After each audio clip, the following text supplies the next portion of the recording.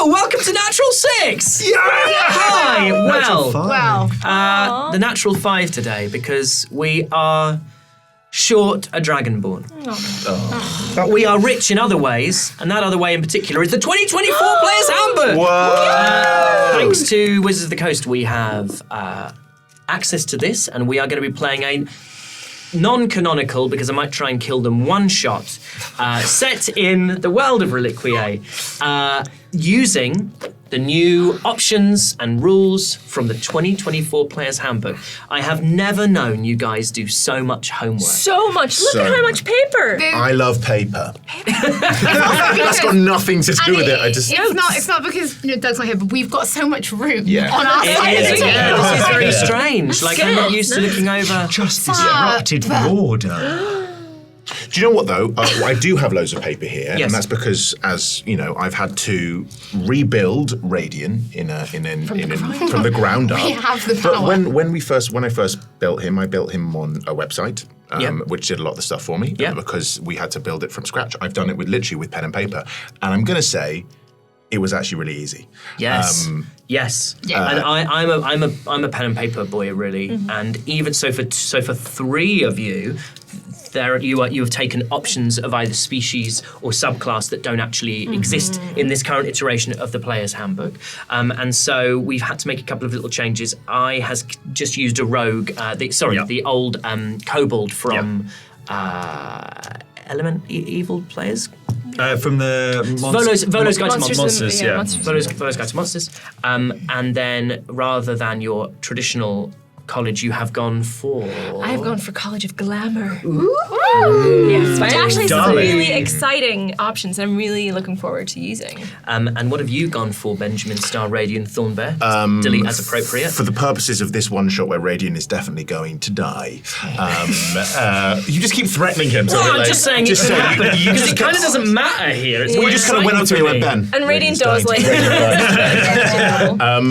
He is, for the purposes of this one shot, he is an evocation wizard, and it's very cool. He's a blast. So anyway, I started blasting.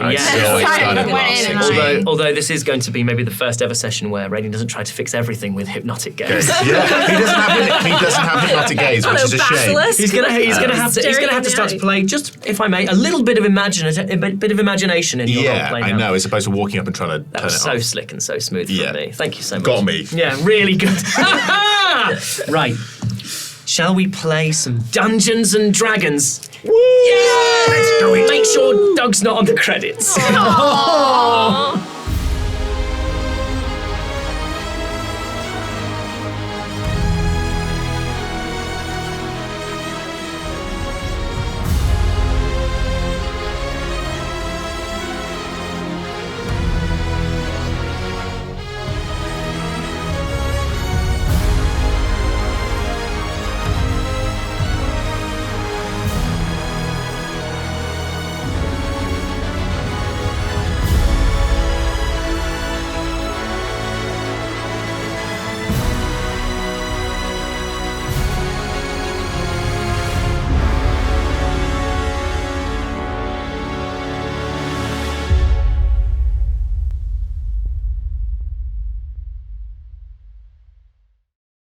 So, before we begin, why don't we say hi to our heroes? Hello, I'm Aoife Wilson, and I'll be playing Dolly de Winter, the Tiefling Bard. Hello, I'm Alex Jordan, and I am playing the Kobold Rogue. Hi, I'm Hollie, and I'm playing the human fighter Endellion. Hello, I'm Ben Starr, and I'm playing Raidion Thornbear, the Wood Elf Wizard. And I'm Harry McEntire, and I'll be doing the other voices. And that's it. That's it. Only thing he brings to the table. Right. There is no last time. Yeah. Because instead we begin in a non-specific time with our players at level 5. So we assume it's sometime around City of Barun. But for now, A dream, if you will. A dream, if you will. This is all Kelnys' dream. Kelnys has been dancing the night away, and he falls asleep in the Orange Tree Tavern on the Deal level of Barun. This is incredible. And as he dreams, as he sleeps, he dreams an unusual dream. And he watches in his mind's eye as, short of him, the four of you travel alone, being tasked by the web with a new mission. In the mineral mines beneath the city of Flint, there have been reports of workers vanishing in the dark, of strange voices calling from encroaching shadows of things half-formed and half-understood. And as Kelnys tosses and turns fitfully in his bed, it is believed, or at least supposed, that there is something at the heart of this mine that feeds the ever-growing darkness. And you are to find it, perhaps even take possession of it, should such an act be possible. You travel to Flint, following the path of the Seam, the azure blue, fast-flowing river that runs southwest towards the mining city. And beyond the tiefling capital of Vale, the river begins to warm, the banks thick with luxurious spas that make use of the slow heating water to offer recuperative treatments to the rich and idle.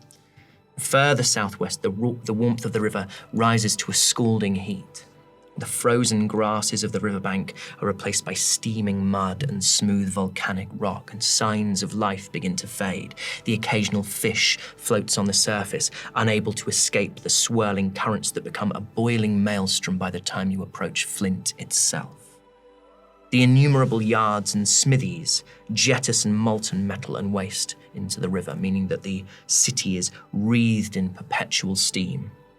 And even now, in the dead of winter, that steam thaws the fast-falling snow to thick rain that coats the slick, dark stone of the streets. And at the southern limits of the city are the mines themselves, all centered around a huge plaza teeming with activity, handcarts, pack animals dragging mineral deposits towards workshops for processing. All except one. Under guard, its great iron gates bolted. The ancient mine of the city, the Cradle. And this is the mine that you have been instructed to investigate and to redeem.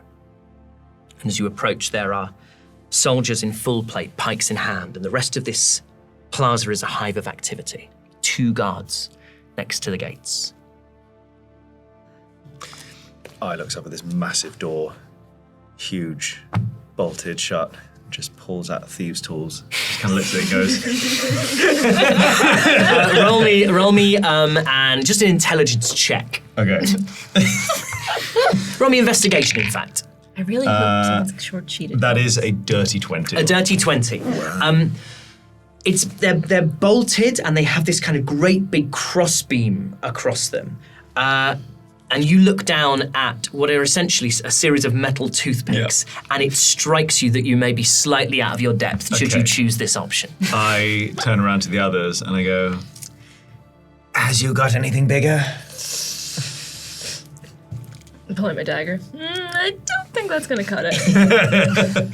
I don't think Swee's going to cut it. No. Tink, tink.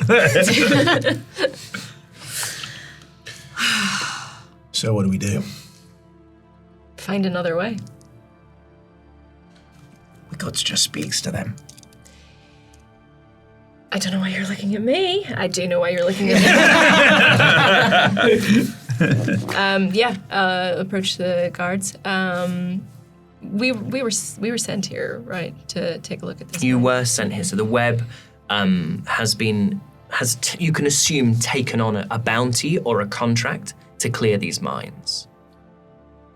Hi, hear you're having a bit of trouble in there? And these guards plate. They've got these visors, and the visor on there's a sort of taller one and a shorter one, and the shorter one, these guards, stocky, stout, pulls this visor up and says, "What's it to you?"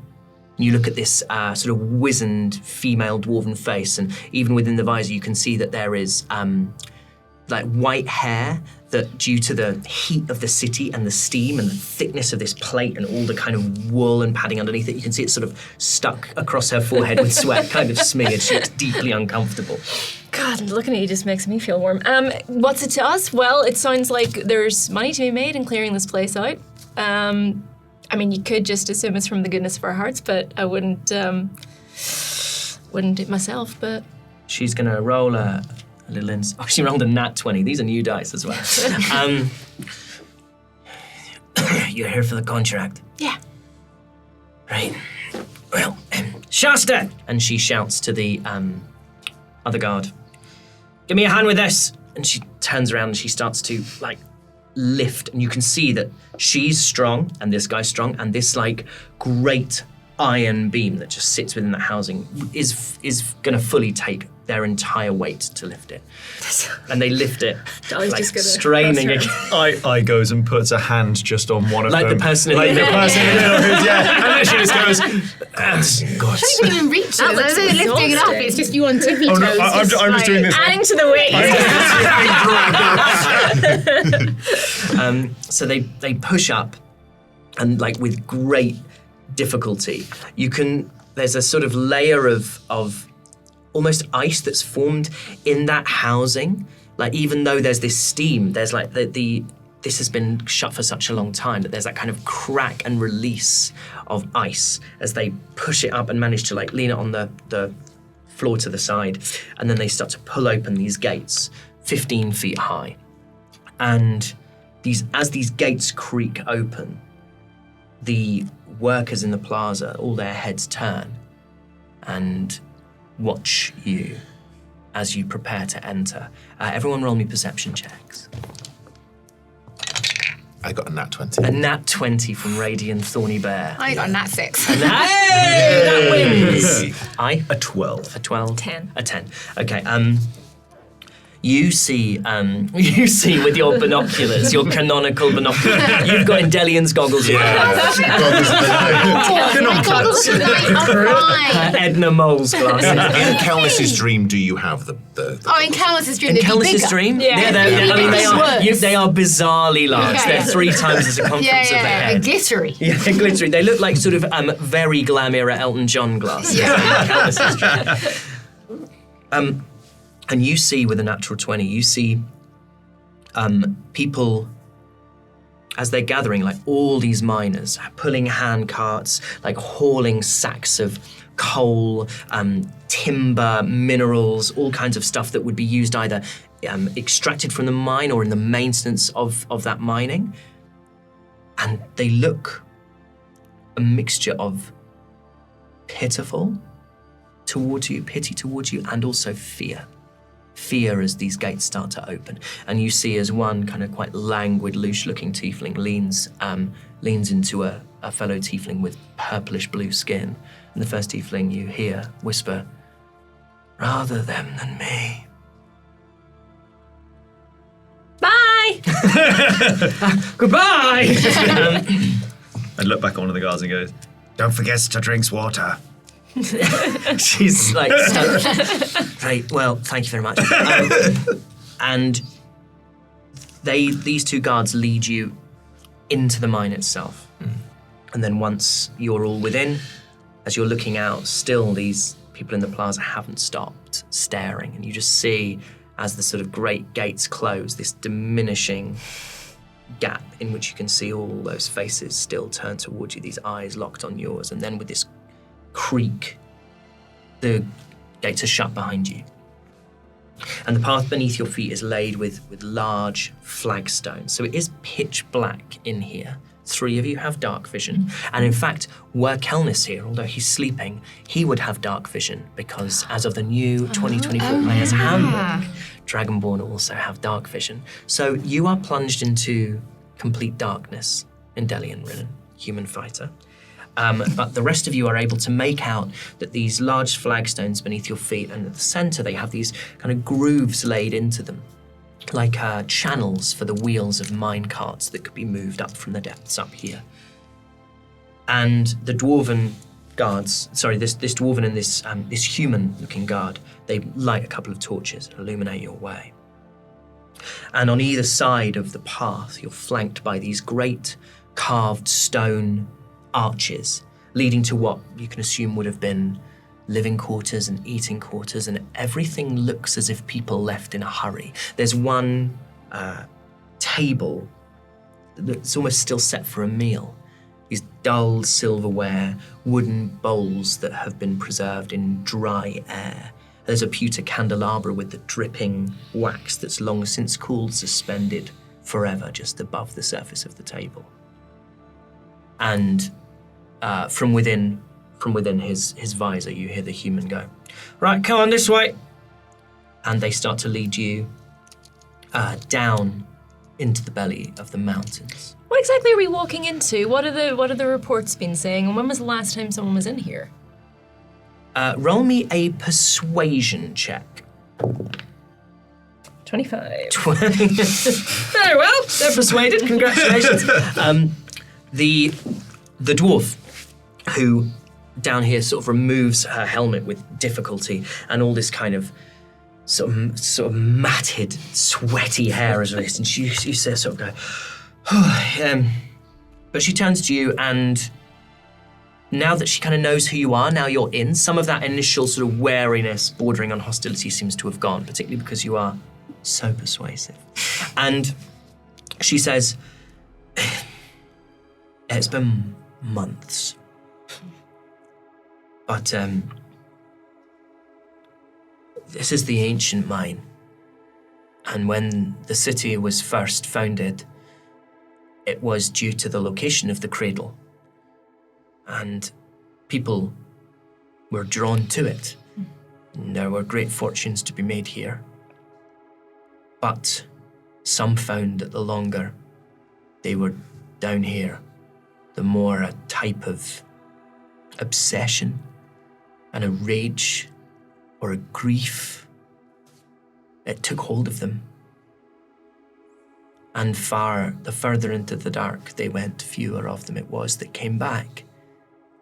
And so the smiths of the city made a decision to close the mine, with those still labouring within to fend for themselves until such a time as the mine could be freed. I don't know what you're walking into. I wouldn't dare." How many people have taken up this contract? Are we the first? You are the first. And hopefully the last. Mm-hmm. Because we succeed. Yeah. Ah, yes. It's a very important clarification.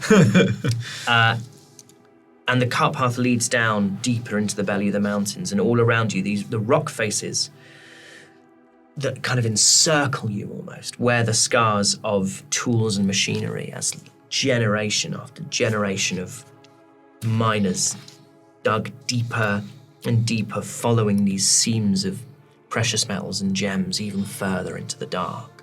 And as you continue to descend, the air begins to dampen, and you pass a minecart set into the grooves that are laid in the flagstones. The wooden planks have turned to a powdery grey. And then the path levels out and you enter this vast mining space. Decaying scaffolding all around that soars 60 feet into the dark before you lose sight of it. And whether it's the wind that was suddenly allowed in from the great gates opening, you can hear this sort of this gentle creaking as ancient wood threatens to split and threatens to splinter. And still these guards lead you on until they stop before a huge metal hatch that fills the far end of the cave. And the dwarf looks to you, Dolly, and she says, "You should prepare your weapons. We don't know what might come through." Yep, that's a pretty good plan. Everyone ready? Yep. Face whatever's coming? Crossbow. So crossbow out. I've got my goggles, right? You've got We're your doing this goggles. with You my have your right, 'cause goggles, I'm yeah. like, I do not want Absolutely. to have to use a hand to hold a torch. That Yeah. would be Can I not say, great for me. Dolly, No, you you can't. You look can't say, fantastic. actually. You can't say. You can't say anything to me or at me or about me. I just never looked No, better. You look remarkable in you those. can say nothing to me. I want to just gesture to Endellion and say, No. Comes. Just comes near. Fine. And then as you breathe down, I go,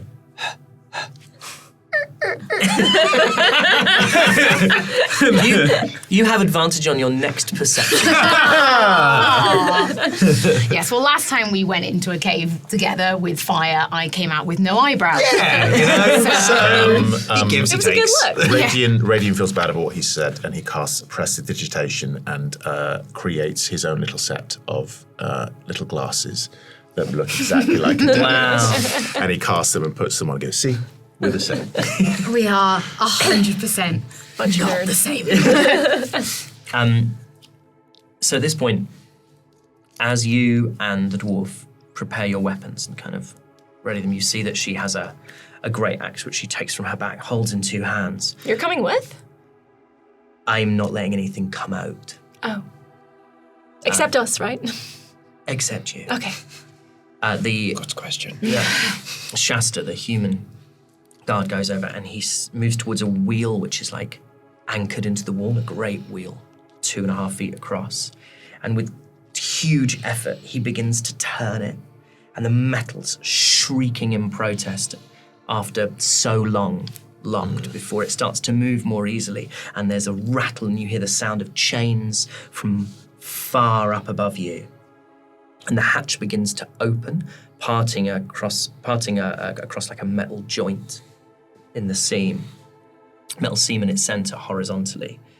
And once the bottom section has receded, so there's just enough space for her to do so, the dwarf shouts, "Wait!" And she almost goes up on her tiptoes and like peers over the bottom edge of this thing, staring into the dark. I'm gonna have her roll. Oh no. And she turns back and she says, "Looks clear." And the human again starts to pull this wheel, turning it and turning it and turning it until this hatch is entirely open. And What were you expecting to find? if I knew that, I'd go in myself. All right. Well, it's not going to find itself. Let's go. I turn to the human and say, You would be very useful. I can't see in the dark. We only has one pair. And as you step through, you're on a floor of dark stone. And even though you have dark vision, you have the ability to see, you can tell there is no light down here. It is deep, deep black. I feel it's at home. You do. And you hear a creak and the rolling of the wheel as the human starts to do up I really wish they didn't have to shut the door after the this. hatch again. Yeah. And as you watch, the dwarf stands there watching you. Bye. She doesn't say anything. She just nods. And then, and you're in darkness. Well, they were fun. Yeah. They'll be fine. They just, I'm not worried about it. They'll be fine. oh, we'll be fine, and then they'll see. I'm sure they're just worried about Yes. What could potentially hide in the dark? us. Nothing that we can't handle. So you seem to be in a tunnel, 30 feet wide. You can see the sides on either side of you, but the ceiling you can make out is about 40 feet above you. Who wants to go first? Well, I there will is go only the one way. way down. Marching order. I will goes. With his -1 to perception. We're going to travel stealthily, right? Or are we just Yes. walking? This is all I know. Okay. So you start to make your way down this dark tunnel. as we start, I just want to say, I'm trying to demonstrate a method of walking by treading on the outside of the back of your heel and lightly pressing, like doing this and watching, like pointing down at my feet to be like, You should have gone before we left. You start to put your feet down and you hear like footsteps and you turn around, as if one of your companions is making too much noise, and you realize that it's the footsteps through the hatch of the other two guards, like receding into the distance. And once those sounds have gone, there's silence. It's just your breaths and what feels like the amplified sound of your own hearts beating in your ears. It's actually kind of peaceful. Raidion is breathing very loud. Sorry. Oh, stop. Can he do this? Can you do this? Maybe for about 5 seconds more. I reckon I can do it for longer. Watch. I don't reckon we get lucky enough for him to be quiet for longer. There you go. Start the time. You can hold your breath for something like your Yes, number there of is minutes a- equal there to is your a way to constitution work it out, modifier. yeah. So I think in theory, sort of 3 minutes would be about standard. 2 to 3 minutes. 2 for me. 2.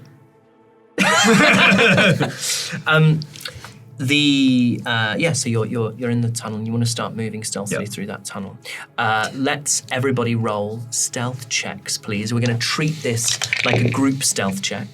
Anything below a 10 is a failure. Anything above a 10 is a success, and you need 3 successes. Actually, I would like to cast Pass Without Trace. Because it's a lovely little spell that I get because I am a wood elf. So I'd like to cast Pass Without Trace, which is a level 2 spell, and I radiate a concealing aura in a 30-foot emanation for this duration. While in the aura, you and each creature you choose have a +10 bonus to stealth checks and leave no tracks. Well, therefore, given that the DC was 10, it's impossible. I rolled a 22, so that means I get 32 stealth. I rolled a 35 with your +10. I rolled a 27. 37. I think we're pretty I stealthy. think you're fine, we're you know? quiet. I think you're fine, you know. That's a real shame. Let me just delete everything. So this tunnel, again, slopes deeper into the mine. And it's turning sharply, as if, as you saw above, but in an even more pronounced way, as if this is just the way the mineral seams were going. They didn't care about ease of transport. They didn't care about comfort. They just cared about chasing the value. Do you think there's anything shiny still down here?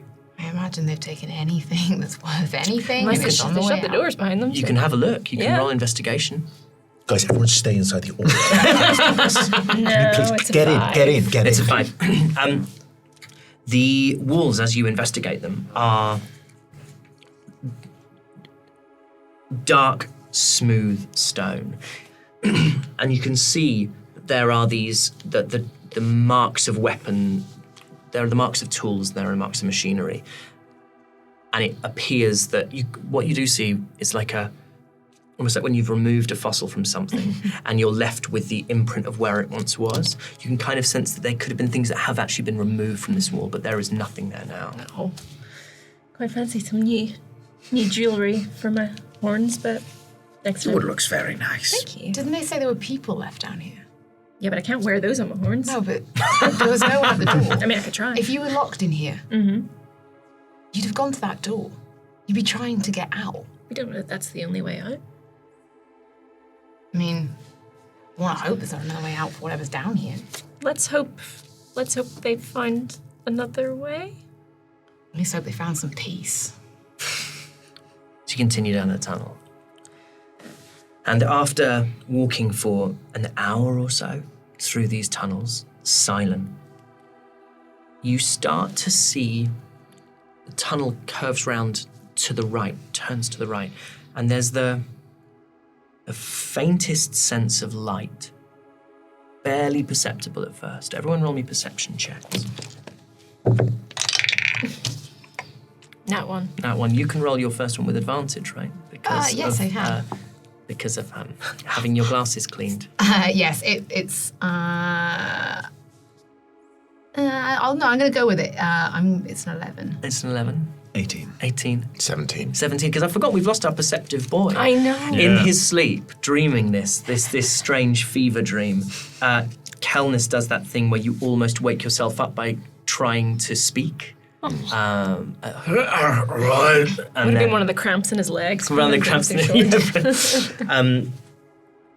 So, 17 and 18, did you say? Yeah. You can hear the barest.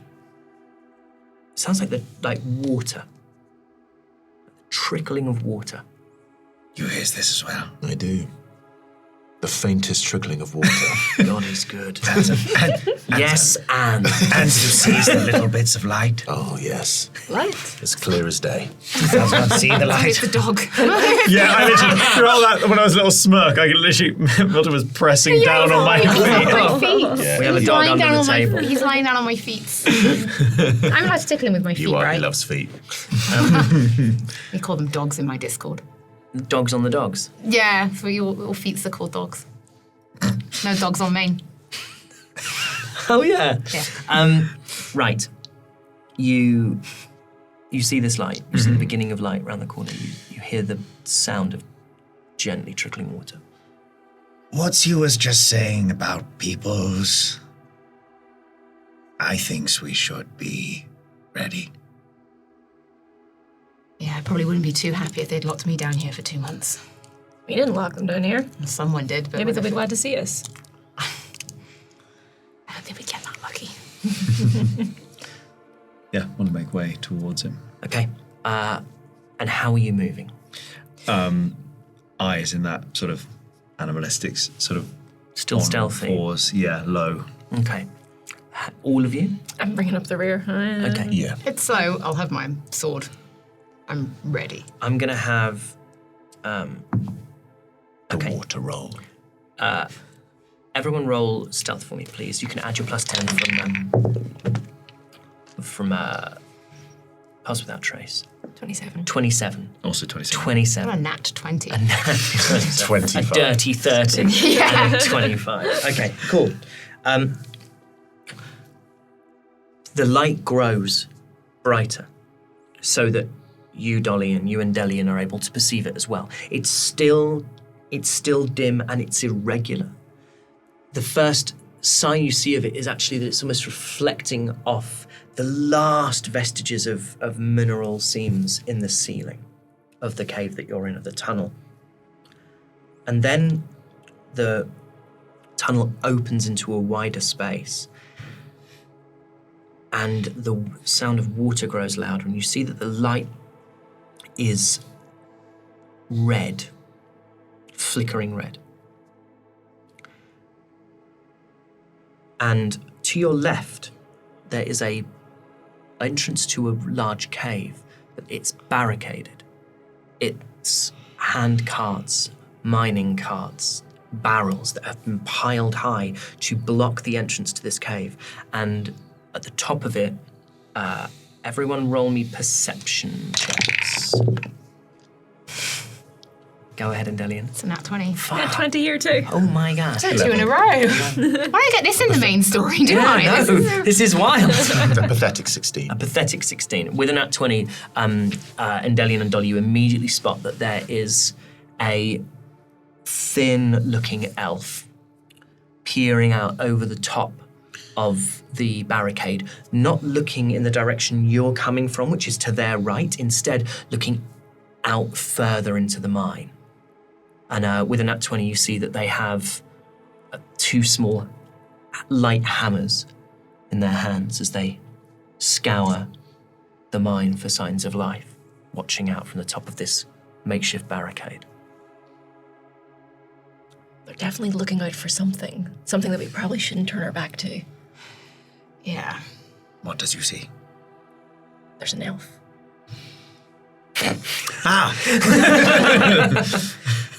It might be the people that were trapped. Does we want to speak to them? Probably, but We can whispers. You pointed them out to us, right? Yeah. I'm going to cast message on the elf. Great. What's the range of message? 120 feet. That'll do it. And I'm going to say, we mean you no harm. What do you fear? Roll me an Arcana, and they're going to roll insight against it. Great. They rolled an 8. I rolled a 13 plus 7. Okay, great. So you rolled a 20. So you said we mean you no harm. We mean you no harm. What do you fear? You see the moment in them that your voice arrives, if you like, in their head. And they stiffen, and one of the light hammers comes up as if they're preparing to throw it, and they're looking out in that same direction as they were before. And then there's the realization that this voice is new. And they lower the hammer. Does message allow them to reply? Yes. With a whisper that only I can hear. With a whisper that only you can hear.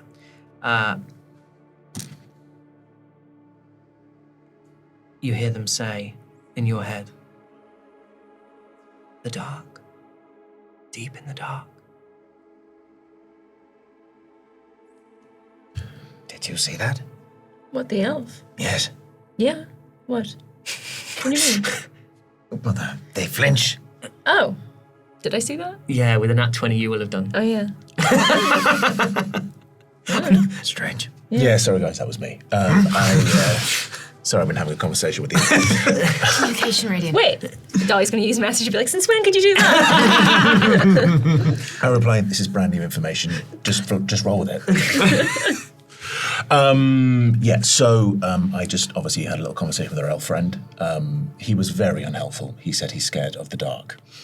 I mean, I probably would be too. Why is everyone being so cryptic about this? It'd be so helpful if we could know what we could actually do. Yeah, okay. Well, how far away are we from the elf right now? About 100 feet. I'm going to start moving towards him. Okay. Same. Yeah. As you move towards this elf, you with your nat 20s rise as a female elf. Girls. Sorry, I can't do female voices every time. What does it even mean?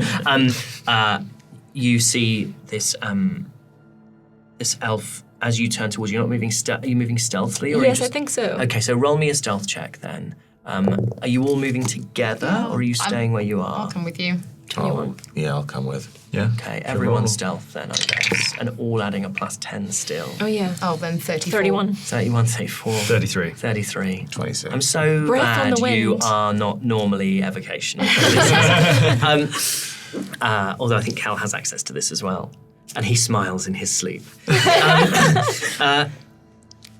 Yeah, you get right up close. At this point, you can see that the elf is starting to sort of scan around. She's got kind of lank hair that looks greasy. Looks as if it hasn't been, she hasn't been clean really in a really long time. Very slight, slender. This pale hair. And she's looking out kind of everywhere, trying to look down the tunnel to where you are, but can't make you out in the shadows. But she's on alert. So we're literally popping at her door being like, hello. Yeah. She jumps out of her skin, absolutely jumps out of her skin.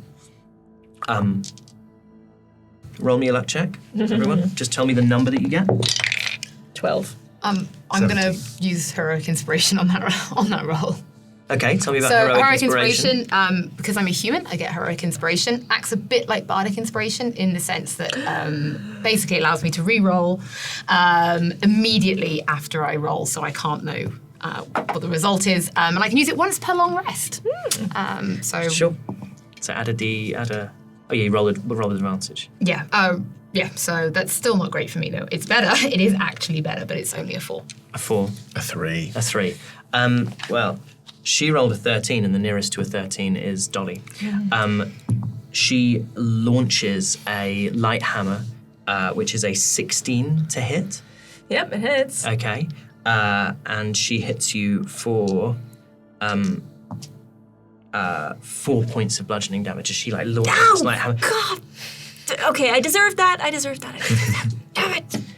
We're here to help you. Sorry, I'm really sorry. I didn't realize you should have said that. Yeah. Where did you come from? Where do you think? The only door into the place, I assume. It's not safe out there. Well, I'm sure it's not all that safe in there either. It's also not safe here. You're throwing hammers. I'm picking up the hammer. Hi, it's me. I'm the one who spoke to you in the head. I recognize your voice. Yeah, no, it's nice. Oh, it's good to hear a friend. Lovely to see you. After so long in the dark. How many of you are there? A dozen or so. How have you stayed alive this long? Hammers. Come up. Okay. And she throws a rope down that's anchored to the top of the barricade. I goes like this, looks at the rope and goes, Cal! match. Throws it back up. Roll me just a dexterity check to see how accurately you're able to throw this light hammer. Can we stop throwing hammers? Please stop throwing hammers. Oh no. That's a 4. That's a 4. You attempt to throw the hammer in a great big parabolic arc to sort of go high and then come back down. Everyone, roll a d20, please, and everyone else roll a d20, and let's see who rolls closest to I. What did you roll, I? 16. 16. 17. 17. 7. 7. 7. 7, and let me check what she rolls. She rolls a 2. Let me... This is exactly what I thought we'd be doing. Can you please roll me 1d4? Oh no. That's not, 2. that's Okay. not Oh, D4. that's a D6. Sorry, that's a D6. I didn't think Alex. 3. 3. You watch as this hammer, as I tries to throw the hammer. He throws it up because he's leaning on the rope. It sort of comes back. It sort of goes almost vertical and then comes back behind him and cracks down into your shoulder, Endellion, for 3 points of bludgeoning damage. So lucky I've got more HP in this. Thanks to the new book. As Let's say to stop throwing hammers. As it hits Endellion, I just turns around and goes, shh. And you, the first one over the rope. Rest of you all climbing up over the rope? Yeah. Oh, yeah. Okay, so as Just so I can tell I off.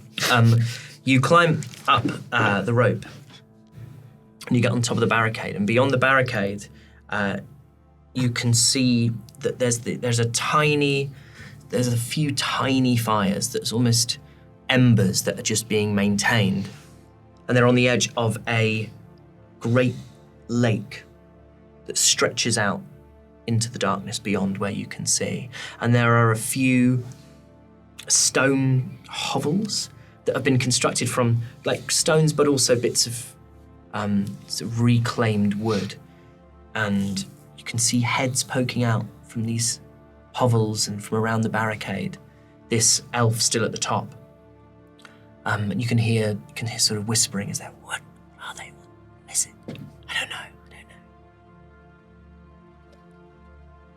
We've been sent here to solve your problem. Stop looking at us weirdly. We're here to help you. Roll me a persuasion check with disadvantage.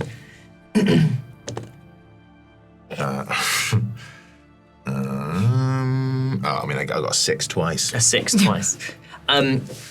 I said we're here to help you. The elf reaches out. Well, she still has one light hammer in her hand, and she reaches out with that hand and puts it on your chest, across your chest, with the hammer still in her hand. So it's not an attack, but it's a weighty push. And she looks at you, and as she locks eyes with you, roll me an insight check. 18. She has the look of someone on the edge of being broken. And she says, "You don't come in here and speak to us like this, not after what we've been through." Your fires. What does you burn? Does you burn this? And I point towards the barricade. She nods. You does not have long. No, the longer we're here, the less time we have. I assume you guys have searched around for another way out, Yes, and there's none. none that we have found. It's fine. Well, we's just walked down. Aye. You can't open the hatch from this side. But maybe you knocks. When do they come down? And what happens if you're caught in the open, should anything... But what catches you in the open?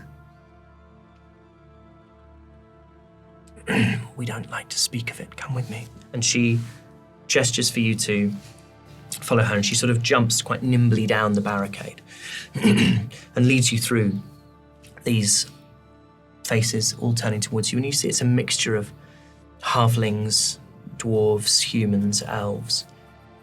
And she takes you into what looks to be the sort of best preserved hovel, or the one that's been most carefully constructed. And she pushes aside some cloth that must have been used once as a bundle, like Hessian cloth, and takes you into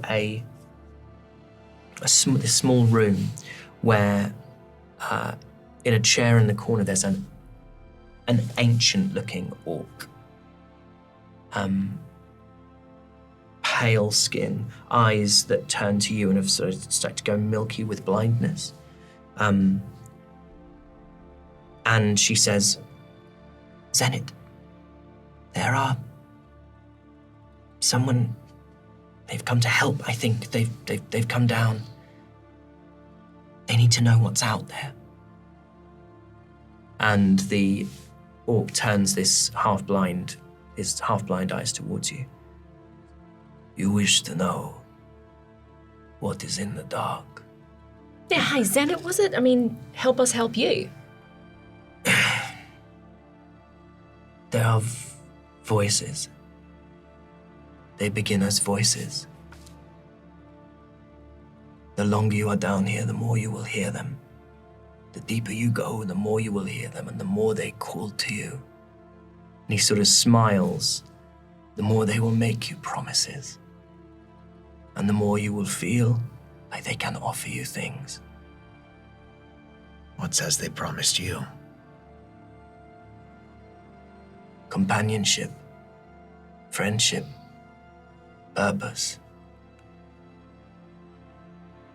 And there are those who have been down here as long as I have, who could not resist those voices, and who the more they heard, the more they wished to hear, and the further they went. There are things in the dark, voiceless, that are teeth and eyes and claws, that bite and consume and change those they meet into something terrible and misshapen and not truly of this world. Sounds like an average Tuesday to me. Yes. Really fine. So we're going to be killing your friends. Sorry. Those things you find there are no longer friends of mine or anyone. They do not know themselves. Listen, Zenit, we don't want to be here long. I have no interest in a thing getting inside my head and turning me into teeth and ears and eyes and tongues and whatever it is you just said. We need to know how we can do this effectively and quickly. Anything you can do to help us.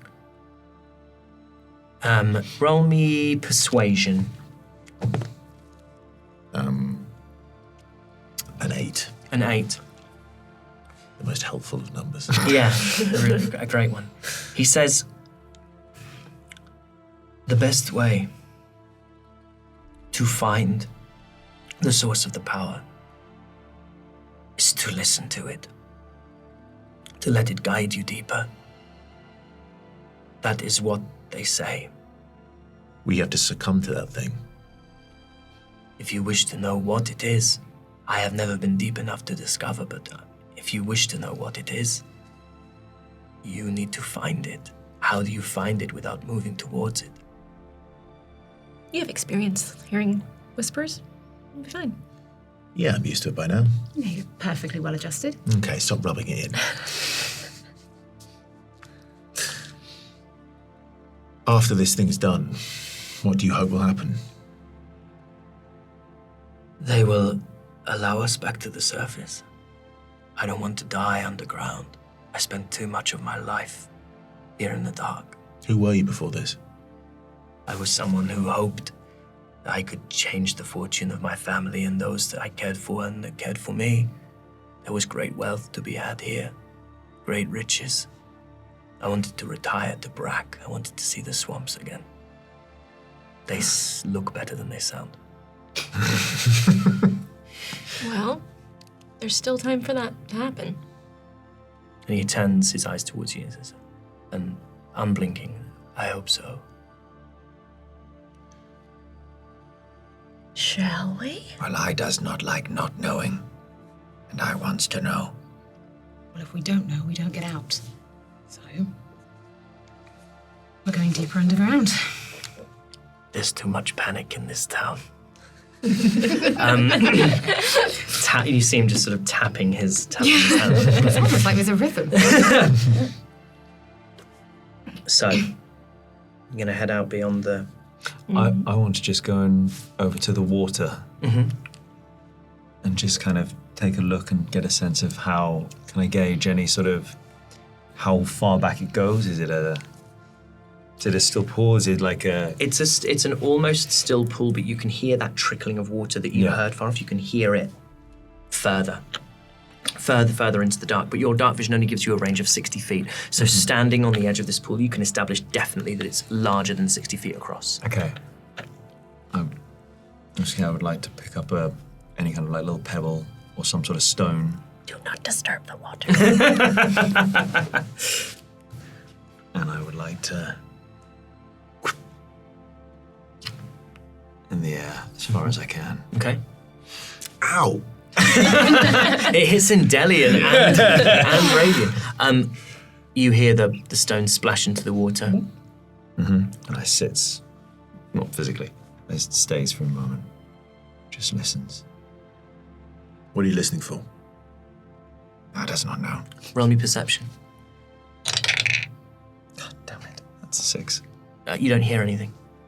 Is the elf still around? Yes. I'm going to approach her and just say, you guys don't have a lot of time left. We are your best chance of getting out of here alive. Is there anything else you can tell me or anything you can do to help us help you? She says,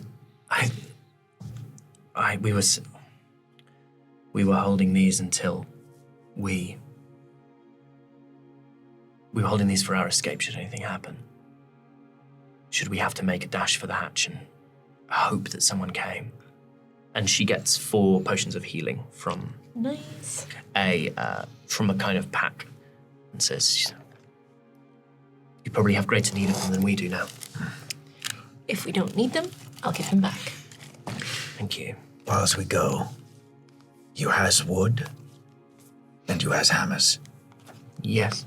Does you think you can make a small boat? I suppose. I suppose. And I basically just wants to go like... You hears the trickle. Far off in the wall, the far wall of the cave, there is a 60 feet up, a sliver of a natural spring. It trickles down the side of the rock face and it fills the lake. It is like a tap. Is something to keep them busy. The devil makes work for idle hands. It's a good idea. They seem a little bit mopey. Okay. Has fun. Thank you, that means a lot. Okay. Anything you want to do, or do you want to head out? Let's get this show on the road. Okay. So you climb back over the barricade. The elf raises a hand in farewell, and she points out into the darkness where she was looking before, where she was scanning for activity. I see the hammer, which was left there, and I go, There's another one. Right, And roll throw it me up. a dexterity. I know. We'll see you guys in a little while. Stop throwing hammers. that's 16. A 16. It's at least You- better than the... Yeah, you throw it beautifully over the barricade, and you hear it like crash down into something that was clearly wood. Clearly wood on the other side. And you hear someone go, God! You idiot! Stop throwing hammers. So you begin to move into this darkness, and before you there is a cave that you begin to move into. It's too wide to see the extremities of it on either side, so you know it's wider than 120 feet. And in the center of it, you can make out like almost like a connected pillar of the original stone, which is still connecting to the ceiling. Everyone roll me perception checks as you make your way around this pillar. 13. 13, 21. 21, I'm going to keep it, but it's a 4. a 4, 23. 23, 21, and 23. As you near this central stone pillar, you hear a scuttling, the sound of claws on rock, skittering over the rock. And then you hear this sound of like a kind of mouths and teeth. But we haven't seen anything You yet. haven't seen anything yet. Sounds like home. Can I? So I got a new cantrip. Mm-hmm. It's called Starry Wisp. It's a ranged spell attack, and it does damage. But another thing that it does is when it hits, it emits a dim light in a 10-foot radius. Okay. Can I make an attack in the general area that I heard the noise? Yes. So are you trying to sort of theoretically hit the creature, or are you trying to, or the source of the sound, or are you trying to sort of hit the wall or ceiling To like kind to of illuminate it? With my, because I also got an over 20, can I help her in some way? Can I use You my... can. So yeah, it depends what she wants to do initially. I think I want to illuminate the wall, like Okay. the area. Illuminate the area. Yeah. So what I'll say is, if you want to give the help action, then Dolly can roll this with advantage because you're sort of using your combined perception to try and almost echolocate where that noise came from. Okay. What's the range? The range of Starry Wisp. There we go. it There's the is, correct there it pronunciation. is. Oh no, I don't have the range in front of me. Wait. Hold on, I need to check. You know what we can pull out? Yeah. pull out. Oh, we New can. The 2024 Go on, then. Players And while you're Handbook. doing that, Right. it was potions of healing we got, not greater healing. 4, yeah. 4 you go. Classic. Oh. Because we Fancy. worst at tracking our inventory. Technically, I didn't give them to you, but I will. I just like carrying 4 bottles. Starry, These lovely clink, bottles. Starry You can Wisp. hear us Yeah. coming. Starry Wisp is a 60-foot Okay. range. Lob it as far as possible. So you lob it to the end of the 60 feet. You can roll. I'm going to say you can essentially have been rolling blind because you're firing it into an area that you can't see. Although you have 60 feet of dark vision, so you know it's not. So you're trying to sort of fire it just on the edge to get essentially 70 feet's Yeah. worth of range for your sight. So I will say you would have disadvantage on it. You've given advantage, so you can just roll roll flat. straight. And I'll say that let's say it's a DC 14. It's 25. 25. Let there be light. A dim light. Let there be dim light. And there was dim Yeah. light. As you fire this little mote. But she's just gonna go and just shoot it out into like a little like light Oh, mate, mote we just are goes pew. full like colour. almost like Yeah. a flare initially. That Yeah. When it can you do this? curves over, and then it hits A good the night's sleep, I can do pretty much anything. it hits the surface of the stone, just at the edge of all your vision. And as it goes and bursts into radiant light, these two creatures turn their heads towards you. They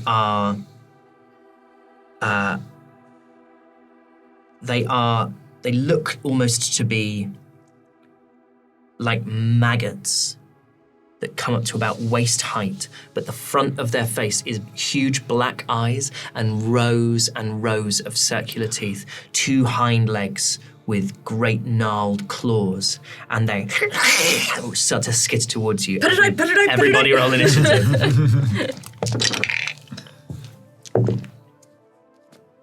Okay, anyone get higher than a 20? No. Didn't want to anyway. Even with you have the various bonuses now to Yes, initiative, so right? with Remarkable Athlete, I get advantage on all initiative rolls, which is a level 3 champion thing. Okay. But with that, I got a 16. 16. Okay, so anyone get higher than a 15 that isn't Endellion? I got a 17. 17. So we will go Dolly, then we will go Endellion, then 10 to 15, I got a 10. a 10. And I got a 12.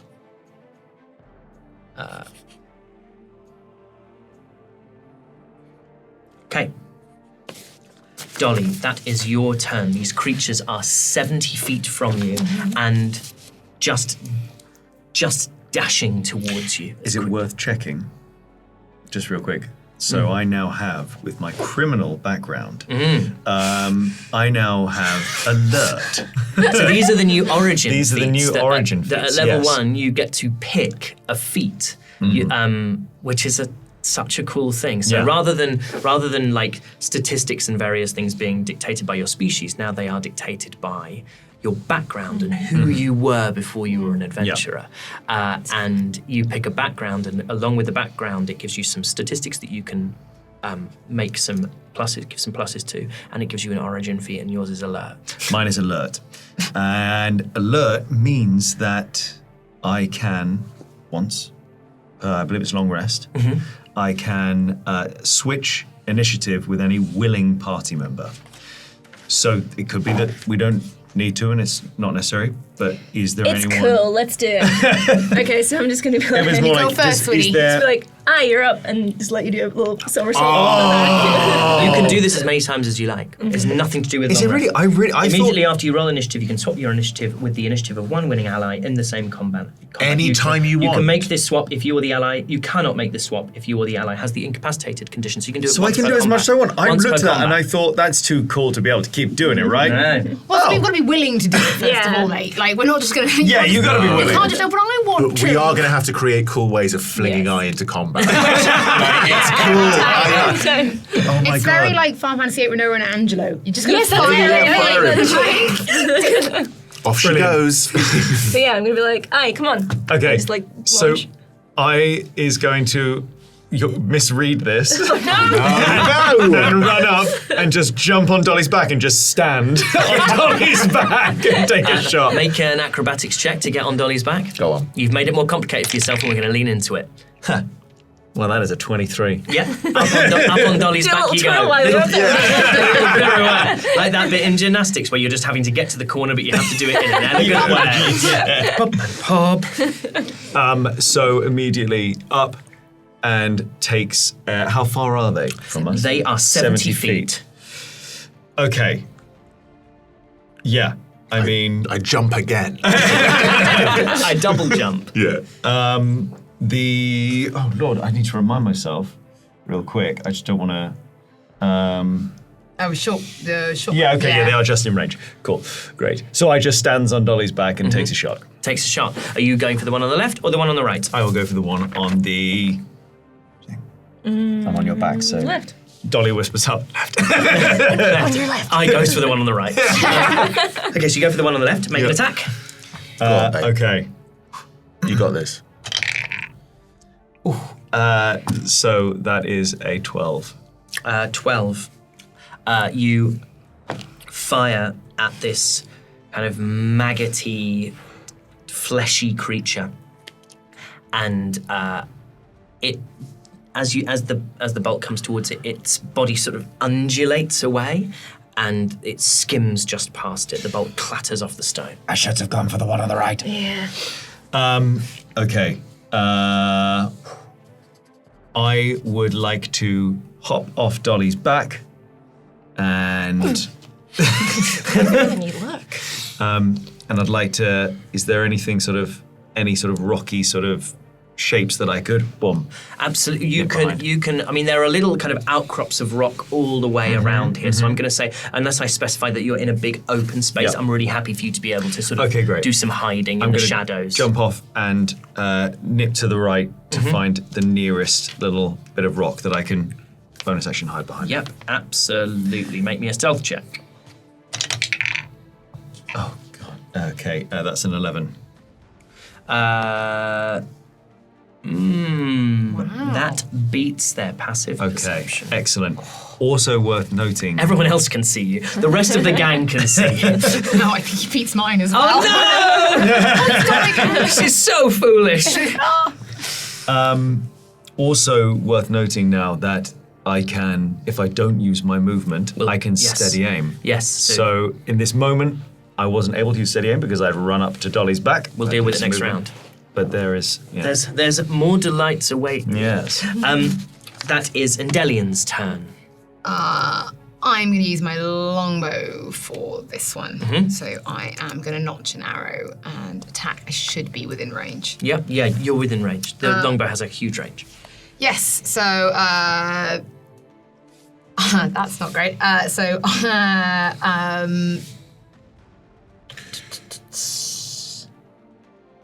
I going to waste tactical mind on that roll?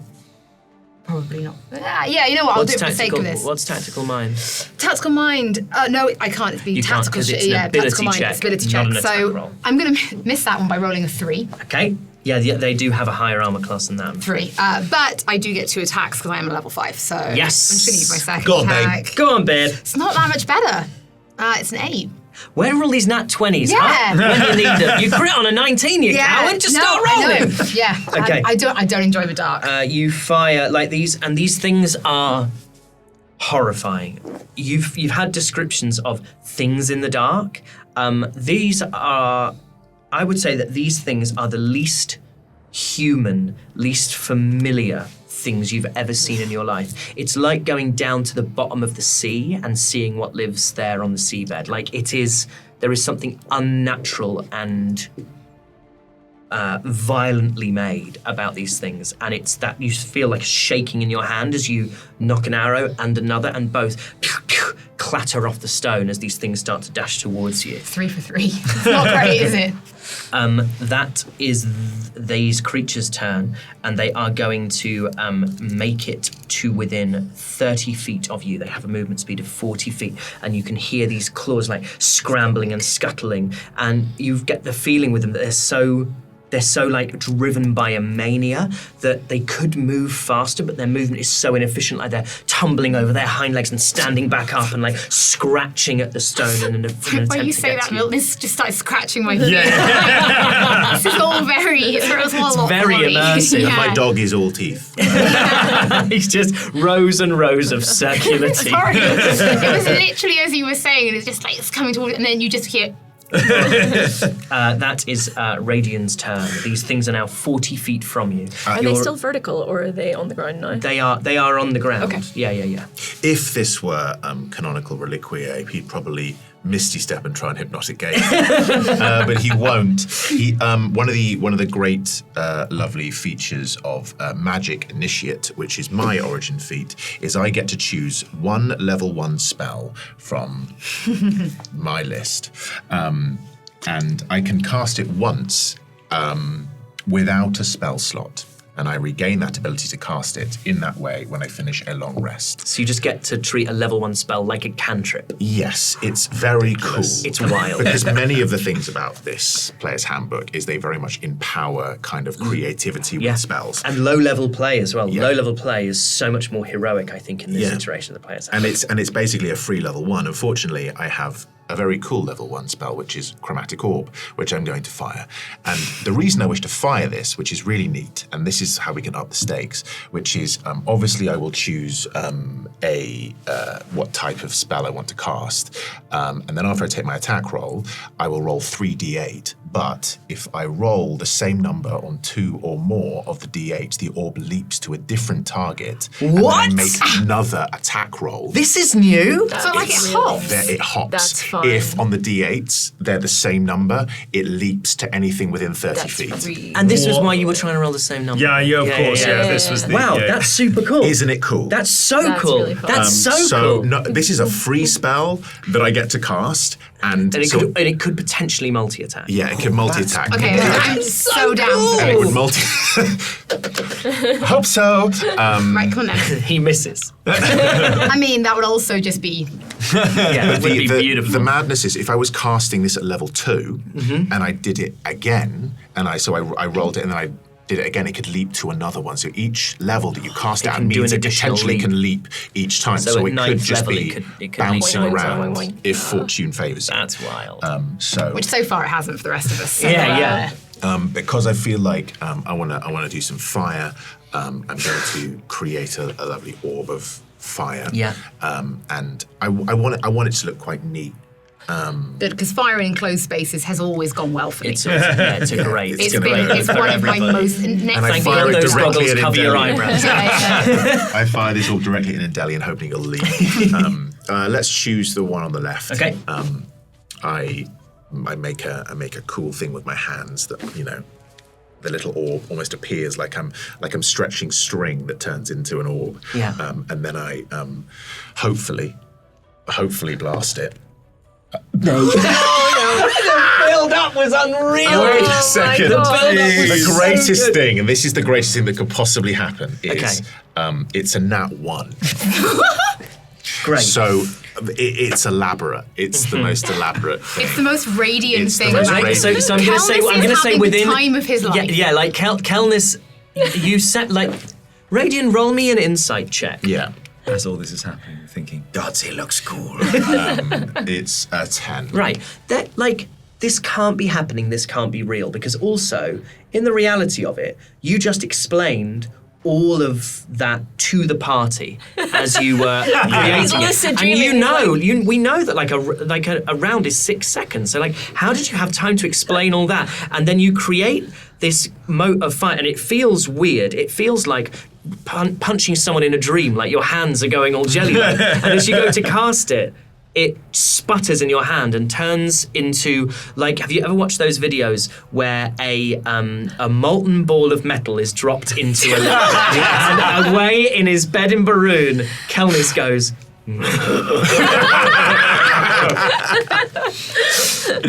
That is Dolly de Winter's turn. Perfect. Okay. For this, Amazing. I really want you to miss. Whatever it is you're doing, I you've want gotta it to miss. not work. Well, the good thing about this is it's not me that has to roll Okay. because I'm doing a brand new thing. I'm going to be looking at the one on the right, being like, you really need your beauty sleep right now and casting sleep because sleep is brand new. Yes, sleep is brand new. A fantastic new version of sleep. So each creature of your choice in a 5-foot radius sphere centered on a point within range, I believe that's 90 feet, makes a wisdom saving throw. If it fails, it is incapacitated until the end of its next turn when it must repeat the save. If it fails second time, it is unconscious for the duration. And the spell ends if the target takes damage or if someone within 5 foot of it shakes it out of the spell. It's a 60-foot radius, but that's still absolutely fine Okay. because they're 30 They're feet 30 from feet, yeah. you. Okay. So going for the one on the right. Mm-hmm.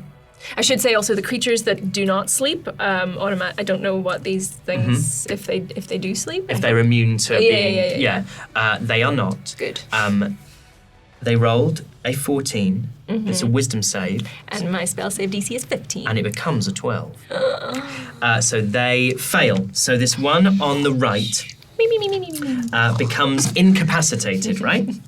Yeah, incapacitated, and then it, until the end of its next turn, and then it'll have to do another save. Amazing. Where it's unconscious if it Okay. fails that one. Incredible. choice to So go then for the one I'm on going the to turn to right. Endellion and be like, see, it's actually quite cute when it's asleep, and cast Bardic Inspiration. No need to be scared of it anymore.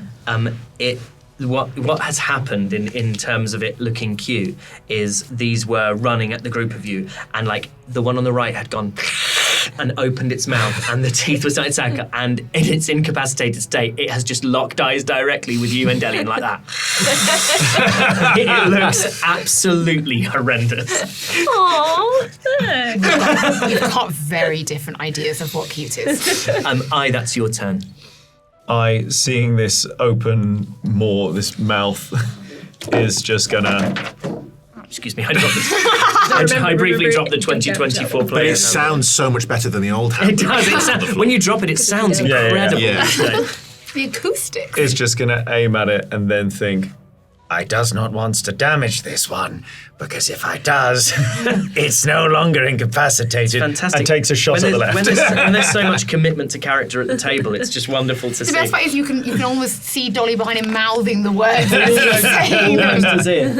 Thank God we're not mic'd, otherwise it might have picked that up. Okay, so you go to make a shot at the one on the left. yep. Great. And you can give yourself steady aim. As a But bonus, I'm hidden anyway because I moved. great, but this is when steady aim would come into Yeah, focus. So as a bonus action, you give yourself advantage on your next attack roll on the current turn.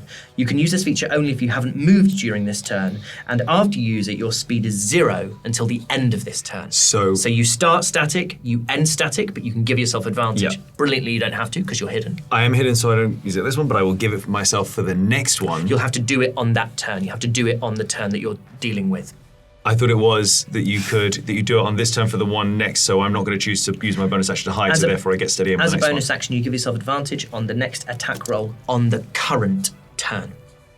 Okay. So we often think about bonus actions as happening after the action, but they can happen before. So essentially, rather than going action, bonus action, reaction, you could, in theory, go like bonus action, steady aim, Got it. then you take your attack on your action. Okay. Yeah, you're the same. I always use my bonus action at the end. Afterwards, it So, always in feels my like you should brain, go it's afterwards, always but actually it can action, come in any action. order. Great, so you have advantage on the attack roll. Yes. On the one on the left. Okay, so that is a 17. That hits. Okay, so I get to roll my 1d8 plus 5 for damage. Because I am hidden, I've had advantage, I've got stealth. Ordinarily, I can choose to roll 3d6 For your sneak attack. for my sneak attack. But I'm going to choose to forego one of those. So I can now forego a d6 on my sneak attack to either poison, to trip, or to withdraw. If I want to poison, I need a poisoner's kit, which I do have. Yep. And the enemy needs to make a con saving throw. Roll your first, roll your damage for your regular bolt. Yep. Which also, because you have weapon mastery, we'll deal with that in a second. Yep. So it's a 6. A 6 in total. Yep, 6 in total. I 6 in rolled a total. 1 and I get the plus 5. Okay. Well, when I tell you this thing doesn't look great. Okay, wonderful. You also have, let's deal with the next thing. Let's deal with the weapon mastery first. You want to do the best weapon mastery? Yeah, because we can explain how weapon mastery works at this. So basically, with my crossbow, with my light crossbow, I get access to slow, which means if I hit an enemy with my crossbow, for their next turn, their movement is reduced by 10. Yep. So this creature's speed goes down from 40 feet to 30 feet for its next turn. That's with the crossbow. And this is like free. You don't have to. Yeah. You don't have to expend a slot. You don't have to use a bonus action or a reaction. It's if you are a class that has access to weapon mastery. These are just cool things you can do on every single attack. Not even once a turn. Every single attack. Now, if I was using my daggers, Yep. I would get access to Nick, which means rather than before, where I'd use one dagger and then a bonus action for the second, Nick allows me to use both daggers as one action. And then keep your bonus action free for something else. to do. Yeah. So you do that, and then you've got your sneak attack. My 2d6. 2d6 sneak attack. And I'm hoping that, in a weird way, I'm hoping it's you roll low, low enough so that that you I can low make enough it that I work. can use trip. Maybe you're going to have to roll pretty low. Yeah. That's a 2 Uh-huh. and a 4, so it's a 6 on top. This bolt you see from the darkness, this bolt sears out of the black and goes in through one of the great eyes of this thing, and it lets out a high-pitched shriek as the bolt passes through the other eye, and it just flops forward onto its face, feet in the air. It's tripped in a sense. And at the end, you see it go, boom, as it gently that is Endellion's turn. There's the incapacitated one staring at you, and the other one has slumped forward onto its face. Yeah, I'm inevitably going to try and ram a sword through its open mouth. Okay, make an attack, and because it is incapacitated, you have advantage on that roll. Nat 20. Oh, crit. What a time to do it! Don't even know what that means. I'll live Means with you you. do double damage. You roll your damage. you roll the damage die twice. So that is a d6 plus 7. You roll 2d6. So I roll 2d6. So that is a 5 and a 5, so that's 10 20. plus... So, yeah. And then 27. Yeah. Well, yeah, it's a d6 plus 7. So, Cool. Yeah. Please do the math. Yeah, cool. I think is it dead? But how does it die? Yeah, I mean, that it's dead. It's very Do you ever dead. see that one video of is it what's his face? Bear Grylls eating the rhino beetle larva? No. That's what I'm kind of picturing this looking like. Why just because its mouth so is disgusting. wide open, right? It's so much So it's more so- goo than you'd think is it's possible. so much more goo than straight you'd through think. that open mouth, and it is just to the right and then back around and just Whole thing's absolutely gone. take the top off. It turns out, Nice. actually, you don't have advantage on the roll, but I'm going to say I've allowed you to have advantage on the Thank roll you. that one time. You don't have advantage on incapacitated. I thought you did. I would have thought so. I would have thought so Yeah. as well. Yeah. That's Oh, why for it the was purpose of like, It's not you do. reacting. Like Yeah. it's on the ground. Yeah. Yeah, For this, no, for this we game, do. There's a Well, memory that's for way you. cooler. it would have hit anyway. It would have hit anyway, Yeah. but yeah. So It would have hit anyway, and it would have done 7, 8, 9, it would have done 13 damage. right, which still would have done it. So Right. tell me about the last moments of this little creature's life. This thing is so ugly, and I really don't want to look at it anymore. So it is sword is going to go straight through the direct center of its mouth, almost like a bullseye through this open mouth. Yeah, and it then- does have these concentric circles of teeth, so, it you is- do have a good sense. It's of the actually sense helping me aim. If anything, it helped me. Guiding guides crystals them. to It us. helped me crit. And it is sword straight through the middle, and it is just sword to the right and then back around again to literally take the top off. You essentially cut the top of it like a soft-boiled egg. Yeah. And it flops to one side, and the top of its head flops to the other side. And far away in a bedroom in Barun, Kelnys stirs in his sleep, and in the silence of the cave, everyone roll me wisdom saving throws. God. Oh, Okay. I'll take that. Dolly, 12. 12. 16. I, 16. my bardic lives another day. 17. 17 for Endellion. 18. 18 for Raidion. So there's quiet, and then the quiet is broken, and it's a new sound. Far off, and yet suddenly beside you, inside your head. And Endellion, Raidion, and I, what you hear is just weeping, sobs, desperate sobs. And what you hear, Dolly, is Kelnys. You hear Kelnys' voice crying, and you can hear him saying, "My friends, my friends, my friends, come back, come back." Which one of you is messaging this? Not me. I think this is what the elf was talking about. Do you guys hear that? The cries. Kel. No. What? Kelnys. No? No. Yeah. Kelnys I would is know here? Kelnys' voice. Yeah, I heard him. It wasn't Kelnys. Dolly, you're struck by a thought. Every family you've found, the family you were born to, the families you've made, you turn away from them. And how long is it until you turn on all of the ones you travel with now? How long is it until you turn from them?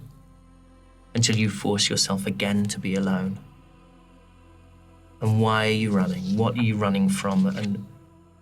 And when does the running end? And you want to stop running. You don't want to be alone. Never mind. You know what? That is weird. Weird. Should we keep going?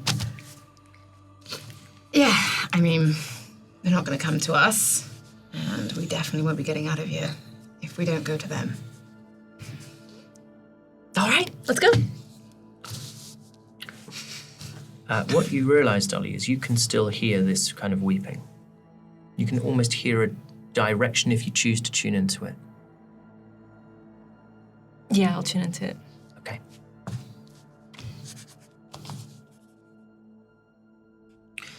The It's never good. She tunes into it. T, it doesn't take me that long normally to write TPK.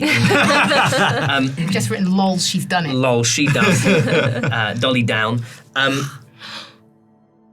You move from you can hear this weeping, like a pulse almost. From being directly inside your head now, it's faint and it's far off and it feels like it has a center. And then it moves from weeping to something that almost sounds like music, that feels like it might be comfort, that feels promising, feels like it has some kind of hope to it. Like if it's Kel, you'll find Kel. Like Kel's in the mine. And you just need to get to him. And there are 3 tunnels before you at the end of this large open space that you come to, and there's a left, a right, and a centre, and down the centre, this is where this call is coming from, and it's coming strong. I have a good feeling about this one. I don't think there were any good feelings down here. Why this one? Center, leads you where you need to go. Feels like everything up till now has been a pretty straight line. I mean, can't think of a better route, but I goes where you goes. yeah, we'll stay together.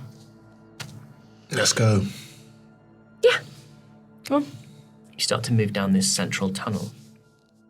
And the further you get into the mine, the more you realise that you're approaching areas where the wealth hasn't completely been looted, where there is still something precious in the mines here. You can see the striations of precious metals. You can see kind of still small, not the kind of great gems that would have been in the wall initially, but those that would be kind of gradually removed in time.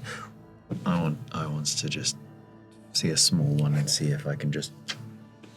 With your pop it off dagger? with my You want to dagger. prise it off with your dagger? Okay. Okay.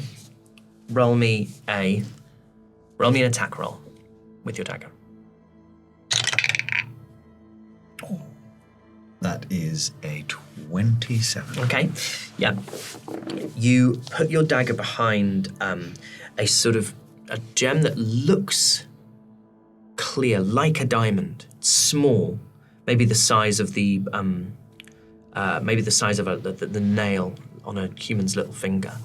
And as you go to pop it out from the rock, your dagger bends, really bends. These gems are stronger than your blade, but just as you think it's about to snap the dagger, it does pop the diamond out. Okay. Kind of takes it and looks at the dagger and goes, and then I just kind of basically wedge it into the rock again and try and bend it back. Roll me a sleight of hand check.